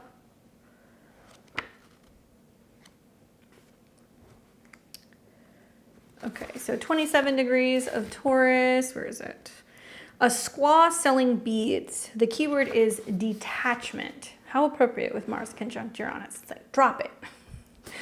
The theme is intrinsic value. The symbol speaks to the basic lack of concern and superficial appearances, and to focus on inner reality of skills and talents, meaning and significance, values and ideas. The image of a squaw selling beads alludes to the wisdom gained through experience, preservation of sharing cultural knowledge and traditions. It also denotes arts, crafts, and commerce. Payment for the beads dramatizes the principal value of the value given for the value received. So the exchange. For the beads, at its highest, the symbol represents creative talent, originality, poise, and dignity. Watch for social isolation and low self-esteem. The accent is on skill. You may be feeling the urge to express yourself in some dramatic way. Production takes high focus. Your greatest advantage lies in being creative. Take the time to work on that special project that you enjoy so much.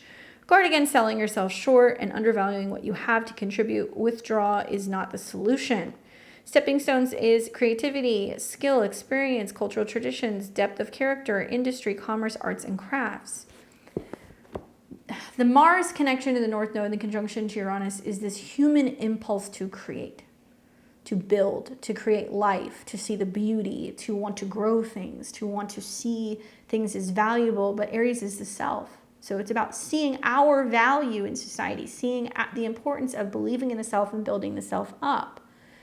I think that it's really about the need to value and respect traditions and wisdom of the past, pass it on to other people. It can also signify the importance of adapting to challenging times while still honoring your roots. I've seen in some charts 27 degrees, there sometimes is a connection with that person and, a connection to the past or a desire to share or preserve because of, wisdom or because of the benefit to other people. So one example could be, a company might be in business of preserving and sharing cultural artifacts and traditions, such as a museum company that sells traditional crafts or artwork, and they likely would have a strong sense of responsibility towards preserving and promoting cultural heritage. Taurus is also art and things of value. In another way of looking at it, it can also be on an individual level, having a deep sense of respect for your family's cultural traditions, and you may want to find a way to share these with other people through teaching, writing, or other forms of communication. That might also be skills, that you've adopted through tradition. It could be like, my grandma taught me, how to, sew or knit, or, my brother taught me, how to, build a cabin, or, it's things that are productive in ways that you can feel good, feel valuable, and also feel capable, and also bring in some sort of value. Like, there's going to be an importance in learning how to be self-sufficient and also maintaining some sense of art and beauty, and not letting some of these things kind of like go by the wayside, preserving things that should be preserved for the sake of art and value. So just some food for thought on that. I think that's interesting. I think some of us may impulsively feel like we need to hold on to things because they're going to be valuable at some time. Well, Venus is the dispositor of that, and it's coming into an opposition with Pluto. So I'm wondering, it's going to be people being like, well, do we continue to keep holding on to gold? Is it valuable? Metals is very much Taurus. So is Mars, actually. Taurus is going to be about valuable materials. Mars is going to be about metals. So I think there's going to be some debate as to whether or not, well, is it smart to stay with metals? Do we continue to invest in gold and silver? Are things changing? Are we going in a different direction? Does it make sense to kind of adopt to the times? I think there's going to be a lot of differences of opinion on that. but we'll see. And the final aspect that we're going to see is going to be on July 20th, and this is going to be when Mars hits 29 degrees. Okay, so it's at a critical degree, you guys. This is an anaretic degree. And we're going to see Mars forming a sextile to Neptune, also 29 degrees. Okay, so the sextile between these two is about a balance between practical, Taurus, and spiritual, Pisces. This is about ambition and responsibility. It can help individuals express their needs and desires in a way that's grounded, but also sensitive to things that are unseen. We saw that with Pisces, but this is more sensitive, passionate, emotional, really much in tune with music, food, you know, the atmosphere, really kind of feeling like because we're really kind of in the zone or we're kind of zenned out, then we're really able to do our best work. This is where music or setting the lighting or the vibe is really going to help us feel more productive. It's going to help the process of getting work done. It can be really beneficial, I think, for relationships, and it can also be really beneficial for, I think, feeling inspired to create something, feeling inspired to take some kind of action and to do something. And that's cool, especially because that's, you know, going to be built into that like Capricorn moon that will be brewing. But also this is saying, well, this is wrapping up, you know, Neptune's getting ready to wrap up this sense of feeling like we're kind of illusioned, and Mars is getting ready to wrap up feeling like, well, we've been, you know, maybe kind of taking it a little too easy. Maybe we've been a little too relaxed, you know, so there can be a sense of still overdoing it when it's at that critical degree. This is when our actions are in alignment with our faith. This is when our actions are in alignment with spirit. So I do like it for more creative, poetic, romantic stuff, but there can also be a sense of being like, wait, while we've been all kind of distracted or really focused on what's been going on with this, something else is kind of going on over there. So just worthy of mentioning. Obviously, later in the day on the 20th, we will see Mars move into Gemini, and that will be another video for another day. But I want to let you guys know that you will see right off the bat, you know, right when Mars is getting ready to transition into Gemini, it's already starting to form a trine to Pluto, which is very powerful. Obviously, Mars going into Gemini, we're going to see throughout that transit that it's going to amplify voices of media and social media and people who are writers and bloggers and speakers and educators and teachers. And it is going to eventually, you know, meet with Jupiter and a Saturn square. So it's going to be about people getting out there and writing something, speaking something, sharing what's on their mind, doing it in the moment. And I think so much of the transits, especially in early June, is about how we're communicating with other people and some kind of legacy that we may be leaving. As you know, Mercury is going to come into Gemini soon. We're going to see Jupiter. We're seeing Jupiter and Pluto trine as we speak. Mercury will come into the trine as well, where one small idea, one small post, something can really kind of spark a really significant shift. And so I think that, you know, as we're coming out of this transit, which has been, you know, not too bad. The conjunction to Uranus and square to Pluto are definitely the more rocky aspects. It's trining out to Pluto, and it's saying, well, we're now all thinking differently. We're all now communicating differently. We're all learning differently. So there's going to be some kind of like positive thing at the end of the tunnel. And then that'll be a whole nother video for another day. So I'll leave it at that. Those are the aspects that you guys want to be watching for. I would like to show you how this is going to be impacting the 12 rising signs. So I will do that now. And as a reminder, I'm going to show this to you guys using the whole sign method. Okay, that's the method that I like to use for my videos because it's going to be the easiest for you guys to digest. Full disclosure, I am a Western astrologer that likes to use Placidus in my personal one-on-one sessions with people. I think you can use the whole sign method because it's starting at 0 degrees and it's going to go to 29 degrees. But if you happen to be a Placidus user like me, you got to find 0 degrees of Taurus in your chart. That is where you're going to be seeing the transit happening. You can listen, obviously, for your rising sun and moon sign. I recommend listening to your rising to see, well, what house is Mars moving through? Where is the action going to be? I also recommend, looking at the houses that are ruled by Mars. You're going to want to look at Aries and Scorpio as well, because some of the themes from those houses is going to be kind of playing into, you know, Mars being in Taurus in your chart. If all this sounds like complete Latin to you, check out a birth chart calculator online, put in your time, date, and location of birth. You can cast your chart, look at the 9 o'clock hour, that is your rising sign, and then find your sun and moon sign, and you can listen to those as well. You can listen to your progress chart if that's your fancy, really choose your own adventure, but just keep in mind that this is going to be for the whole sign for Western tropical astrology. Special mention once again to Aries, Taurus, and Scorpio. This is going to be pretty significant for you guys, so really pay attention here, okay? All right, so I'm going to start first with my Aries and Aries risings. What's going on, guys? Whew, your chart ruler's on the move. It's been going through Taurus, so that's nothing new to you, but you really want to be paying attention to the Pluto square. You're going to want to be paying attention to the Mars-Uranus conjunction. Those are going to be some of the biggest days for you to really be paying attention to. Wherever Mars goes is where you go.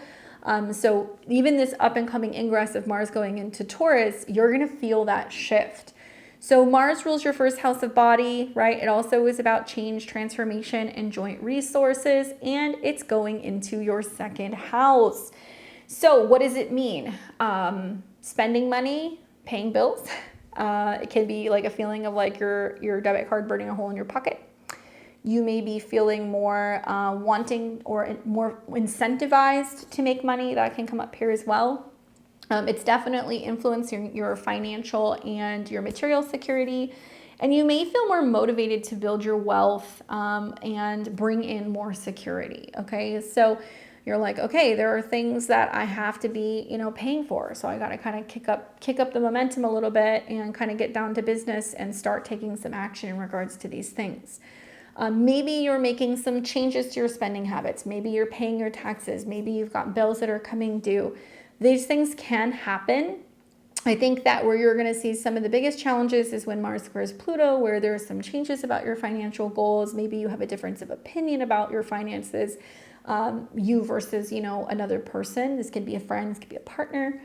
And then when Mars meets with Uranus, it can represent some sudden cutting, severing, changing, maybe changing the way that you're making money. Maybe there is some speeding up of, you know, making money suddenly in some unexpected way. Maybe you may experience some kind of having to kind of cut back on spending. So just be mindful of that. You know, I know you're going to have 2 full moons in your 10th house, so there can be some career changes in this next month. And Saturn is retrograding in your 12th house. So there may be some phase of your professional life that's coming to an end or some kind of shift that's happening. I do think it's great for feeling inspired about making changes in your finances and almost like being a little bit more entrepreneurial when it comes to, how you're actually kind of bringing money in, okay? So good luck, Aries. We've got Taurus and Taurus rising. So obviously this is important for you, Taurus, because Mars is going through your sign. So a couple things, you know, Mars in the first house has a strong transit because Mars likes being in the first house where it can get up, get things done, be self-focused and independent. You're going to benefit from paying attention to your body. You're going to benefit from having goals and getting up in the morning and having a routine. These things are really going to help you. I think it's going to help you stay motivated. I think it's going to help you deal with this surge of energy that comes from the Mars transit. And I think you're going to see a little bit more determination in your personality, making you more assertive and productive.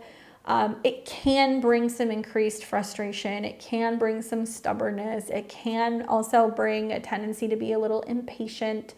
Mars has connections to your 7th house of relationships and other people. So this is your clients. This is your romantic partners. This can also be your relationship with just anybody outside of you. So you can feel like you're a little bit more impatient with your spouse. You can feel like you're a little bit more agitated by kind of dealing with people. It also has connections to your 12th house of the subconscious. So there can be some things that you're kind of harboring, some feelings or some stuff that you've been thinking about. It can also be lack of sleep.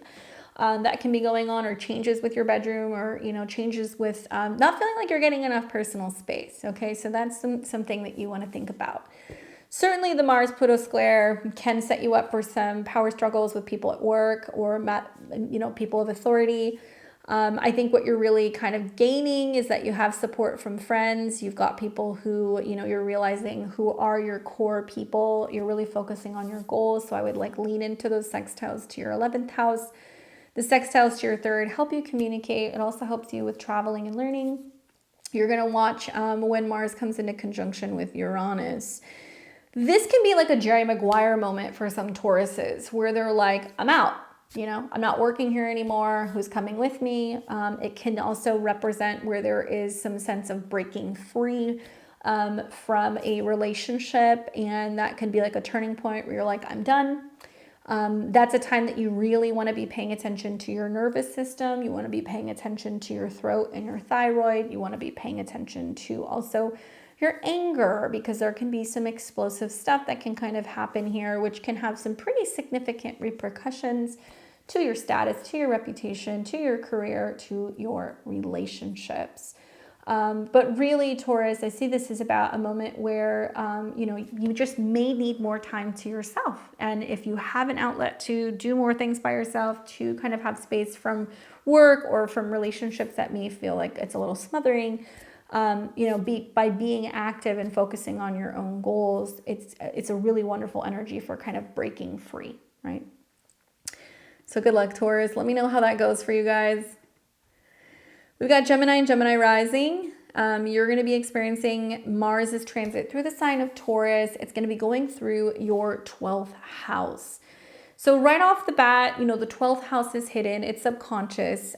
It is about, stimulating your interest in spirituality, maybe in meditation, maybe in anything kind of esoteric or metaphysical. But the 12th house is about hidden spaces. And whether this is back rooms, hospitals, rehab facilities, mental institutions. And I'm not saying this to scare you. You have this transit every 2 years, okay? This is also your subconscious stirring. So you may notice that you're up more during the night, you're having trouble sleeping, you're feeling kind of restless. The 12th house is also like what's going on at the collective. So you can also be taking a step back being like, wow, the world's kind of crazy out there right now, and you're watching all of it kind of go down. Mars is connected to your 6th house of health habits and daily routines. It also has connections to your 11th house of goals and friends. You may be feeling like, you're more inclined to go on a retreat with a friend. You may be more inclined to, want to go and work with a healer or a therapist, or maybe go and see a specialist. Some of you guys may be treating an ailment or a health issue that can happen here. Some of you guys may also be feeling like you want to go and travel and explore and go somewhere brand new, and you're wanting to break free from your traditional kind of schedule restrictions. One thing that I would say that is working in your favor is that there is a lot of strategic stuff going on behind the scenes in regards to making changes with your career with the sextiles to Pisces.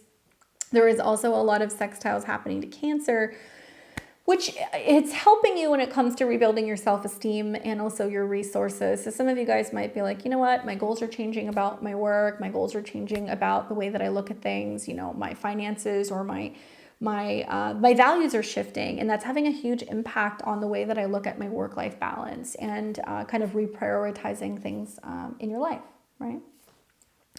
Anyway, I hope that's helpful for you guys. Let me know how that manifests for you.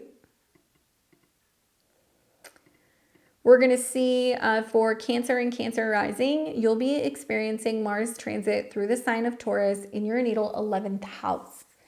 Now, the 11th house is all about your friends. It's about your connections to your social circle, involvement that you have with group activities.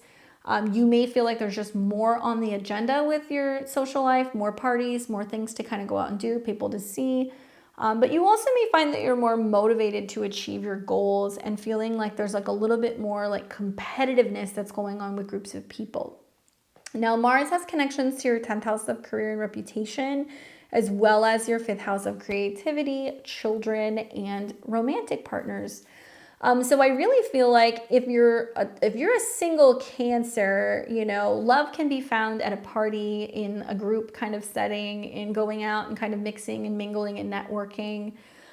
Equally, there can be a friendship situation that can turn romantic. That is possible. Wonderful transit for competition in the workplace, team building exercises, working with new teams, taking action, and really kind of expanding your career and reputation based off of who you're working with and who you're affiliated with. You're pulling lots of energy from sextiles to your sign, or I feel like you're going to have a light that's shining on you, in the beginning of the transit, where people are kind of recognizing you more and hearing what you have to say and bringing attention to, your input and your thoughts and your ideas. And they're also kind of either working side by side with like a mentor or a teacher, or maybe through, your belief system or your education or travel. There is an opportunity to connect with other groups of people and like really focus on your goals throughout this transit. So it's actually working rather nicely with your chart. One thing you may want to just watch is possibly, especially when the Mars-Uranus transit is happening, the moon will be going through Scorpio, which is a fellow sister water sign. But you will see, because you're ruled by the moon, that opposition to Mars and Uranus can indicate that there's a little bit of like a conflict maybe, and you're feeling torn between, well, this is, what I would like to do versus this is what other people want to do. And I want to kind of showcase my talents, but, how do I do that out on the world stage? This is what's going on, with what my heart is saying. And this is kind of like what I feel like I need to kind of do out in the world. So there can be a feeling of being pulled in two different directions. But I think that really some of the growth that's going on for your career and reputation is going to be very much connected to who you're aligning with, who you're associated with. So get out there, network, meet other people, and really focus on your long-term goals, because I think that you're going to be very motivated to achieve them. All right, good luck. We got Leo and Leo rising. You're going to be experiencing Mars's transit through the sign of Taurus in your natal 10th house. Okay, Leo, so I'm going to say the same thing to all the fixed signs. So be mindful that inevitably at some point, the Mars transits will square you. Okay, so if you're like 0 to 2 degrees, you're going to get snarled in the Mars square your placement, square Pluto, and work status and reputation is going to be like on the front line. If you're a later degree, Leo, Sun, Moon, or Rising, let's say 25, 26, 27 degrees, you're going to get snarled in the Mars-Uranus square that, and there's going to definitely be a need to pivot. You're kind of reacting to things. You're kind of changing direction on something, maybe professionally. Similar to Taurus, there can be some Jerry Maguire moments in regards to, what you are known for. And Mars-Uranus transits, I have seen for some clients, obviously touch wood, that's like, oh my God, they announced that they're laying off people at work. I didn't see it coming. I'm not saying that will happen, but I have seen it. This can also be a kind of a turning point where, you start to kind of realize like, okay, Mars is about your beliefs. It's about travel. It's about your philosophy. It could be about legal things. And Mars has a connections to your 4th house in your family, that there is some kind of connection to like family drama and it being made public, or your home and your private life and it being made public, or issues with in-laws, and how that's kind of like impacting, your relationship with either a partner or your home or your family. If these things don't apply to you, I think it can represent just like a sudden change or an unexpected, either cutting away from one, career or job and moving it to another.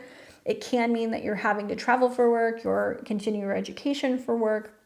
Uranus rules your 7th house of partners, relationships, and clients. So it can mean that there's a turning point where you're like, I don't want to work with this person anymore. We've been a team forever professionally, and now I want to go my own way. Equally, it can mean you cut a client off, or there is some kind of standoff that's going on with a romantic partner over your career. Watch for the tension. That can happen. But I do think that there is some grace in a lot of this, because there will be some sextiles to Cancer in your 12th house where, you're reflective, you're letting things go, you're preparing for what eventually will be your birthday season. There can be some changes going on the home front with the sextiles to your 12th house, and you're reflecting on what's ending. Equally, you're going to see some sextiles to planets in your 8th house, which is insinuating, yes, there is change on the horizon, but these changes can be good. You may want to go back and kind of think about what happened a couple years ago, 2 years ago, when we had that transit there. I think a lot of you guys suddenly changed direction with your career. Now you may see a little bit more of a pivot as well. And some of you guys might be saying, you know what, I'm working from home more, or, I need to take a break from work because of something going on in the home front, or something about work and career and how they're influencing or impacting one another, where one is kind of pressuring the other person to change, right? Good luck, Leo. We've got Virgo and Virgo rising. You're going to be experiencing Mars's transit through the sign of Taurus in your natal 9th house. Now for you, Virgo, Mars is moving through a fellow sister Earth sign. So at some point through the transit, you'll experience trines to your sun, moon, or rising, which are productive, really great when it comes to building and having some sense of physical or financial security. Now, Mars going through the 9th house is putting an emphasis on desiring, travel or stimulating learning or spiritual growth. However, we can sometimes see a little bit of like conflict that can come up in regards to religious or philosophical beliefs in this particular house. This is the house of higher education, like college degrees, training programs, certifications, law, legality, lawsuits, publishing. And Mars has connections to your 8th house of joint ventures, resources, money owed, changes and transformations, and the 3rd house, which deals with communication, learning, and siblings, or even cars. So it is possible that if there is some motivation to say, okay, I do want to learn something new. You may feel very passionate about going and learning or taking a new course. You may be going on a longer kind of road trip. There can be some incentive to be spending more money on education, travel, or I would say like law or legal related things. Something to really kind of think about is that there is some support here, not just with the trines to your sun, moon, or rising, which is helping you with your body, helping you with communication, helping you with organization, but also it's sextiling planets in your 7th house of relationships. So let's say with Saturn and Neptune in your 7th house, you are not thrilled with your relationship status and you're in a relationship where you're not happy. You may go and get a therapist. You may go and get a life coach. You may decide that you want to start, doing a workshop on relationships with your partner. Or if you're like, nope, this is dead in the water, this can bring about an opportunity to cut or sever relationships through somebody who's going to guide you. Let's say you want to focus more on your public relations. This could be somebody coming in to help you do that, or somebody who's going to help you with a marketing campaign or help you kind of attract more customers. And then on the flip side, the sextiles to planets in your 11th house is helping stimulate, socializing. It's helping you meet other people. It's really helping you when it comes to focusing on friends and some of your goals.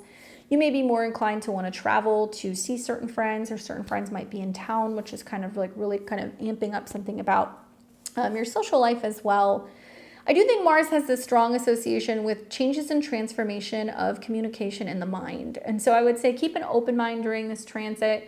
I think it's positive, especially when you're seeing some sextiles between Mercury and Mars. Those are going to be some of your better days. Okay? Good luck.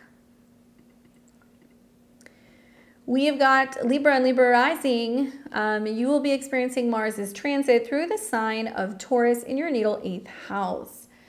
All right, Libra. So the good news is that Mars does very well in the 8th house because of its traditional kind of associations with Scorpio. So even though it is moving through its opposite sign, it's comfortable in this house. And, like all Libra and Libra risings, you guys have to learn how to kind of reflect and do both things. So Mars traditionally has a connection to your 2nd house of your money, your possessions, your resources. Your value, right? Your self-esteem. It also has connections to your 7th house of partnerships and other people. So when Mars goes through the 8th house, it's stimulating your interest in the occult, deep psychological processes. It is possible that you can see some power struggles over shared resources with other people, like, people who want to get refunded for things, or people who are demanding payments, or, taxes that are coming due.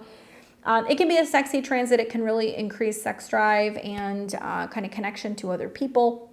But likely you're going to want to be paying attention because Mars rules your 7th house of relationships. So there's going to be some transformation, right? 8th house of joint resources, and also the money that you have with others. And so whether this is inheritance matters, if this is like child support, spousal support, stuff in regards to money that is invested, that's growing. you can see that there can be a sudden and dramatic shift with joint resources. So some of you guys might see a dramatic shift where suddenly something comes in and somebody has to pay you back, or they have to pay you something that's owed to you. But there can also be people that are suddenly cutting you off. So this can be a partner that's like, nope, you don't have access to the credit card anymore. This can be a situation where, you know, there's certain cuts in regards to like banking and stuff. And just watch for squabbles that I think that you can have in regards to resources with other people. As far as I'm concerned though, you know, there will be sextiles to Saturn. So it does mean that likely a lot of the squabbles are going to be over things like how much it's costing to have a housekeeper, or, you know, how much money is being spent, you know, when it comes to pets, and trying to find ways to kind of reduce, you know, that, or on health or health services, if there needs to be a sense of making changes to that. And you're also going to have sextiles to your 10th house. So actually this dramatic shift in regards to resources may be as a result of some changes that's going on with work and reputation. Likely it's going to impact other people more. So when I see this transit, it's more like suddenly, you know, a tax bill comes due for your partner, or, you know, suddenly somebody else has some kind of shock and, you know, they've lost money on something, or they've lost their job. Obviously touch wood, but that can happen. So that can bring up some tension in relationships here as well. Otherwise, Venus sextiling Mars is positive. You do see an opportunity to suddenly have some kind of dramatic shift in regards to your resources, or an investment that starts to grow as a result of kind of really putting yourself out there, okay? All right, good luck, Libra. Let me know how that goes. We've got Scorpio and Scorpio rising. You're going to be experiencing Mars's transit through your 7th house of relationships. All right, so Scorpio, Mars is one of the rulers, right? Mars and Pluto. So wherever Mars goes is where you are. Obviously, Mars moving into your 7th house is going to put a spotlight on relationships with other people. You may want to think about what was happening. I believe it was in 2022 when Mars and Uranus were coming into conjunction. I really look at this, and it's interesting because it could go one way or the other. Because Mars is in the 7th house, there's more of you being involved in relationships with other people, whether this is clients, if this is, you know, dating, if this is, you know, romantic relationships, business relationships. The 7th house is your marketplace. So there's a lot more of dealing with other people. But Mars also has connections also to the 6th house of health and service, and you know, like helping other people, and things revolving around kind of like odds and ends and things that can feel like a never-ending list of things to do. Mars is also going to be slightly uncomfortable in the 7th house. You know, this is usually a house that's about kind of like relating, so you can feel like other people are being confrontational, other people are being combative. You can feel like other people are being pushy here, but actually it is somewhat reflecting on you a little bit, Scorpio, because, well, you are Mars. So you can be putting that energy out, not realizing it, and kind of getting some nastiness in return if you're not careful. Mars's connection to the 6th house, pets, it can be about coworkers. So some of the challenges can be in relationships over a situation with an animal, in relationship to, you know, coworkers, and whether or not, you know, they got their stuff done. It can be arguments and conflicts over, you know, somebody, you know, that you're in a relationship with having some health problems, and you're like, oh, you know, they just need a lot from me, and I'm constantly kind of helping them with something. So keep that in mind. You're pulling energy from sextiles to the 5th house. So there is some sense of like relationships speeding up and progressing as a result of serious commitments and matters of the heart. And so whether that means somebody says, hey, do you really love me? Are you really in this? And you're like, oh, I don't know, I'm trying to figure that out. You know, that can lead to sudden growth periods or kind of severance in certain relationships. You've also got sextiles that are happening to your 9th house, where because of some, you know, sudden progress and development in a relationship, it can lead to new beliefs, new insights about relationships. It can lead to travel. It can lead to ceremonies. Certainly, we're going to see a lot of shotgun weddings, I think, happening just since the eclipses and Jupiter have been in your 7th house. I think there's been a lot of significant growth happening with certain relationships for some people. And now it's like really kind of exploring and getting more so into that. The transits you're going to want to watch for are definitely going to be off the bat when Mars is in your 7th house square Pluto. There can definitely be some drama that can get kicked up in regards to your relationships with other people. and power and control dynamics within the home and family. So if you know that you have certain partners that don't get along with like family members and there's tension, you want to be mindful of that on those days. Not the time to have drama over a home situation with a family member or a roommate. You know, there can be some standoffs where people can get combative. Equally, you're going to want to watch when Mars is coming into conjunction with Uranus. And because, you know, you are Mars, you can, with that transit, really agitate somebody either in the family or somebody at home. And it can lead to that person kind of snapping and being like, you know what, I'm out of here. I'm not staying here. I'm leaving. I'm moving out. I'm moving away. I'm going back home. If you don't have a relationship and if you're not, you know, dealing with a roommate and that doesn't apply to you, this can be friction that's going on with people within your family or within your kind of realm outside of you. And you can kind of get pulled into some of the drama there, so be careful. I would also say be very selective with who you're bringing around your home with those transits, because Uranus rules your 4th house of your home in the past. It's a really powerful time to be finally breaking free from past issues in relationships. So some people might be severing a relationship, selling a house and moving on. Other people might say, well, you know, I'm finally kind of letting this person go and I'm moving on with my life. So it can be sudden dramatic kind of breakaways that can be happening with relationships here as well. Good luck, Taurus. Excuse me, Scorpio. Looking at all the Taurus, Scorpio. All the Scorpios are like, what? All right, so we've got Sagittarius and Sagittarius rising. You guys are going to be experiencing Mars transiting the sign of Taurus, going through your natal 6th house. All right, so here's the good thing that kind of comes from this transit. Mars likes being in the 6th house. It likes having things to do. So go into this having a to-do list. That's my advice, okay? So if you know that you need to fix things around the house, rearrange your office, organize the garage, get back to the gym, walk the dog, like these are the transits that you want to use for this. So Mars transit in the 6th house can increase productivity and efficiency at work. It can also sometimes lead to accidents, sometimes lead to being a little clumsy. And also there can be some health issues that can come up with this transit as well.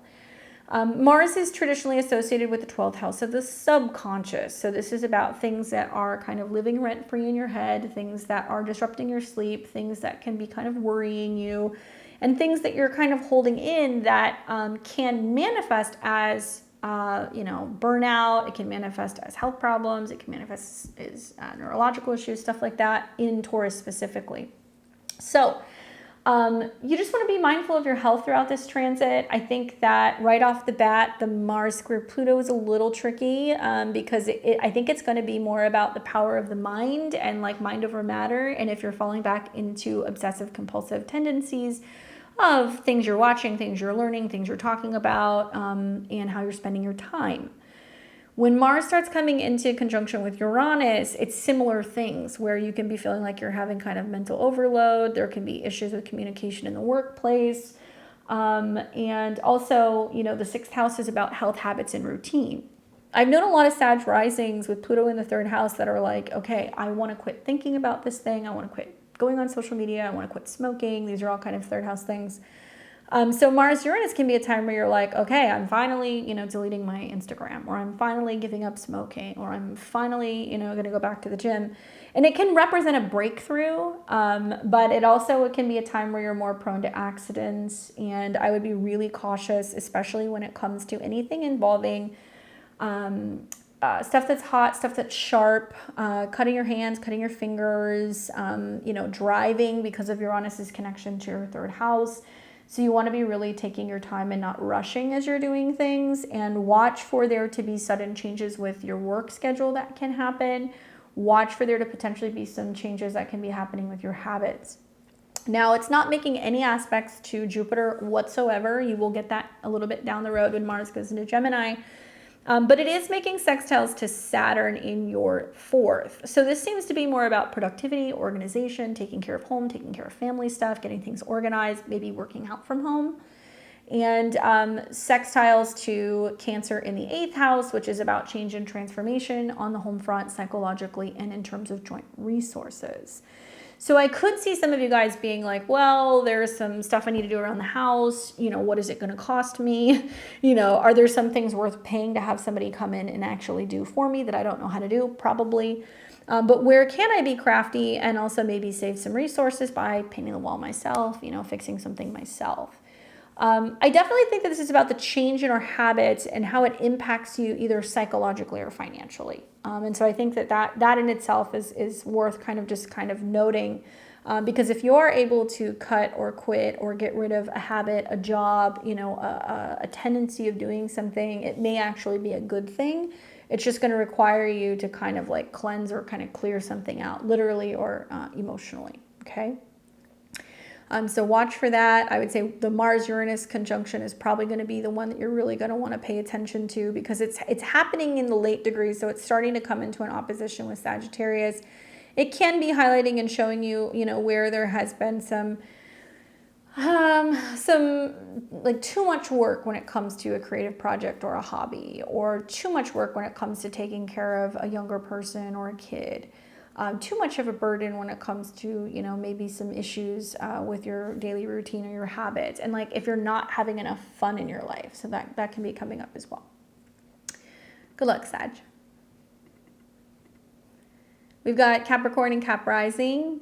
You'll be experiencing Mars transiting the sign of Taurus in your natal 5th house. Same as Virgo, you're going to have trine to your sun, moon, or rising at some point throughout this transit, which is wonderful because it is helping support you. Your sun is your body. It is also about your appearance. It's also about your goals and your needs. So you'll benefit from the Mars energy of really going after what makes you happy, really going after what you love. After all, it is going to be in the 5th house. So this is really enhancing creativity, passion, romantic relationships. You're willing to take risks. You're willing to start new hobbies. You're willing to go to the casino, go to the concert, go on the date, maybe feeling a little bit more romantic here as well. Mars rules your 4th house of the home, family, and the past, as well as your 11th house of goals, friends, and other people. So this is like house parties, inviting friends over, birthday parties for kids, where you're getting creative and creating a new creative space at home if you have a kid, or if you have your own business, or if you have a new hobby. This can be a time also where you're just really focusing on pleasure and enjoying yourself. I feel like Mars really likes it here. And where you're really benefiting, I think, is that it is sextiling Saturn in your 3rd house of Pisces. So you're able to express your emotional needs or your romantic needs, communicate and talk to your kids better. You're able to really, relay information to your romantic partners better. So you're really benefiting from that sextile. Simultaneously, you'll see some sextiles to Cancer, which obviously is your opposite sign. So it's also enhancing relationships. And so what's beautiful is that you're going to see like the 5th house of true love and romance highlighted simultaneously when you see the 7th house of commitment highlighted. So there's going to be lots of themes of matters of the heart, obviously what you love, what you want. If you're wanting to go after a new romantic partner, you will. If you're wanting to focus more on children, you will. If you're wanting to try to have a kid, that can happen. Certainly there can be surprise, unexpected parties and children and celebrations and things, or lovers that can kind of pop up with this transit here as well. Really, most of the transits are quite positive for you. I think the only thing is the square to Pluto. So it's like, well, how much fun is too much fun? What is it costing me? How does it make me feel by partying all the time, or by doing too much of a hobby? How much am I having to kind of contribute to this in order to have fun? And then obviously when Mars meets Uranus, which is also going to be a lot of the same stuff, you might find that it's just, is a lot of going out, socializing, going to events, things like that. But it can also be about bringing the party home. It can also be about creating at home. It can also be about there being some unexpected, unpredictable situation with a kid happening in the home space, or, a romantic partner happening in the home space. So that's just some food for thought in that as well. But most of the aspects are actually quite positive for you, Capricorn. Good luck.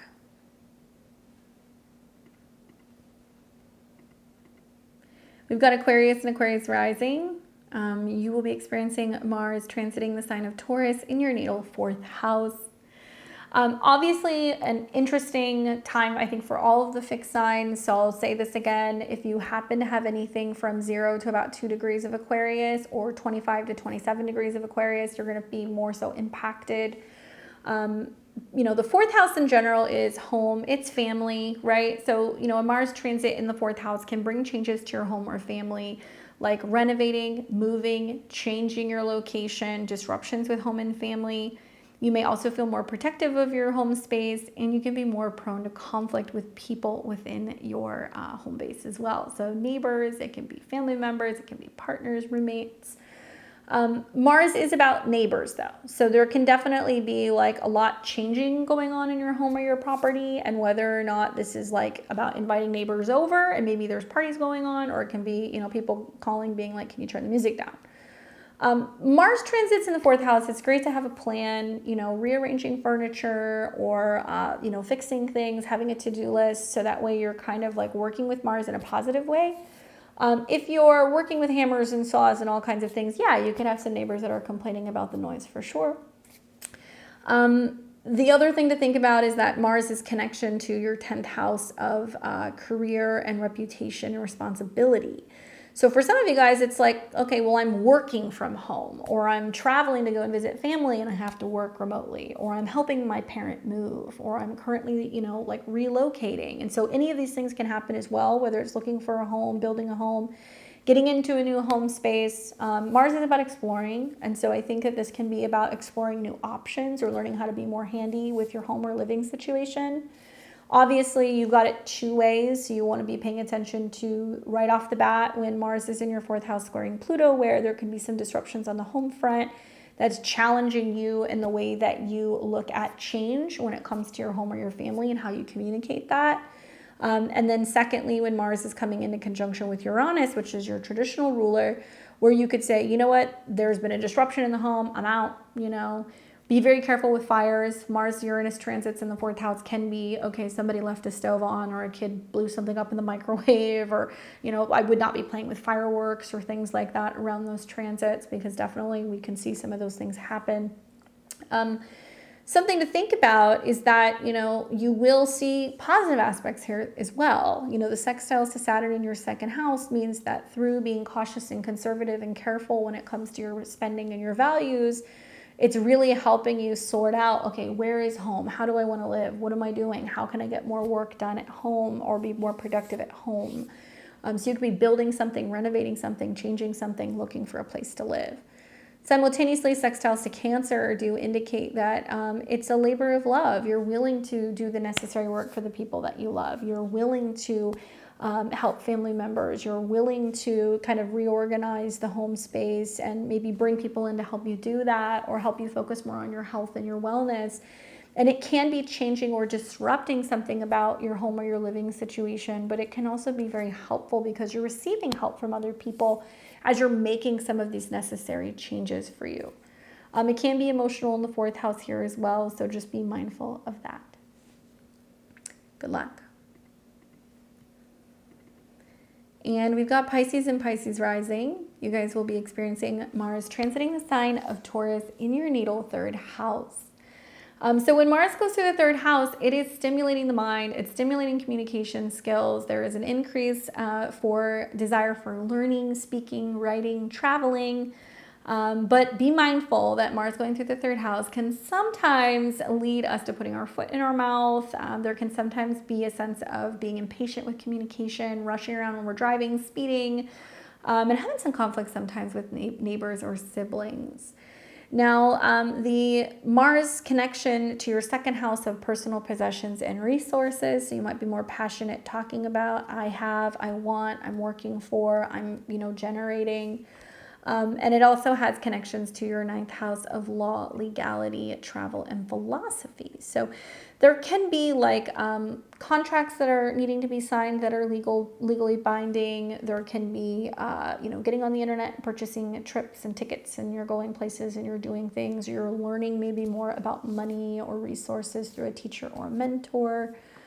To be honest with you, some pretty nice aspects. You will not see any aspects to Jupiter, but you will see Saturn receiving a sextile from Mars. So I think that you can be a little bit more conservative and reserved and aware of your goals, and like know when to speak and know when to listen. So it may not kind of get you as much as it may typically with Mars in the third. You may be a little bit more patient with other people in communicating and thinking things through.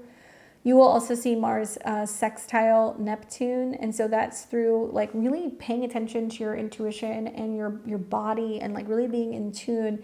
You'll know when to move or when to travel or how to kind of like pivot, I think, better. And a lot of this can be about navigating time for traveling, relocating, you know, when's the best time to reach out to your brother or your sister, or when's the best time to like buy a car. The only thing you're going to really want to watch maybe is, you know, when Mars squares Pluto, and there can be a sense of like irrational fears getting in the way and kind of, you know, making you feel like, ooh, do I say something or do I not? And then when Mars meets with Uranus, where, you know, there can be like almost like a manifestation of your fears, and they can be playing out in real time, and you could be like, oh, I should have listened to my intuition, you know? Uranus does deal with the subconscious. It does deal with what's hidden, what maybe we see in our dreams. So some of you guys may have either a gut feeling or a really significant dream that kind of comes through that kind of shows you like, oh, I did move, or I had this argument with my, you know, my brother, or, you know, there was this issue with my car, and like you had a feeling or a vision about it before it happened. Watch out for like vehicles burning out, you know, computers or gadgets getting fried, there being some kind of disconnecting or cutting maybe, maybe with communications. There could be like a costly expense or a replacement that can come up with this. The other way of looking at this is the sextiles to your 5th house is really making you more passionate about writing, sharing, communicating, and telling people what you love and how you feel. It may be incentivizing you to want to like go on road trips and feel inspired and do things that can be like a little bit more creative, and yeah, giving you the stage to kind of showcase some kind of talent of sorts. So it's wonderful for those of you guys who are involved in traveling, writing, learning, or anything that's about kind of, you know, giving you the ability to write something and then share it or perform it on stage. I think you're going to be feeling the need to kind of get the pen to the paper and start writing stuff down. All right, guys. Well, I hope that was helpful. Obviously, in true Taurus style, I took my time a little bit on this one because I think that this is a really important transit to be watching. Please don't forget to like, comment, share, and subscribe. Give me a thumbs up if you found this video helpful, and let me know in your comments below, do you have Mars in Taurus or Mars in the 2nd house? Give us some insight on what that's like, how it's manifested for you in this lifetime. Where is this taking place in your chart, and what are you looking forward to? What do you guys think with some of my predictions with the Mars square Pluto and Mars conjunct Uranus? I'd love your feedback. I always appreciate your comments. Even if I don't get back to all of them, I do read them. For more of my work, check out beyondtheveiltarot.com. You guys can see my personal one-on-one availability. I see clients live on Zoom. I also have reports. I teach astrology as well as tarot. So check that out and enjoy this transit, and I'll catch you guys back here on Thursday. Until next time, take care.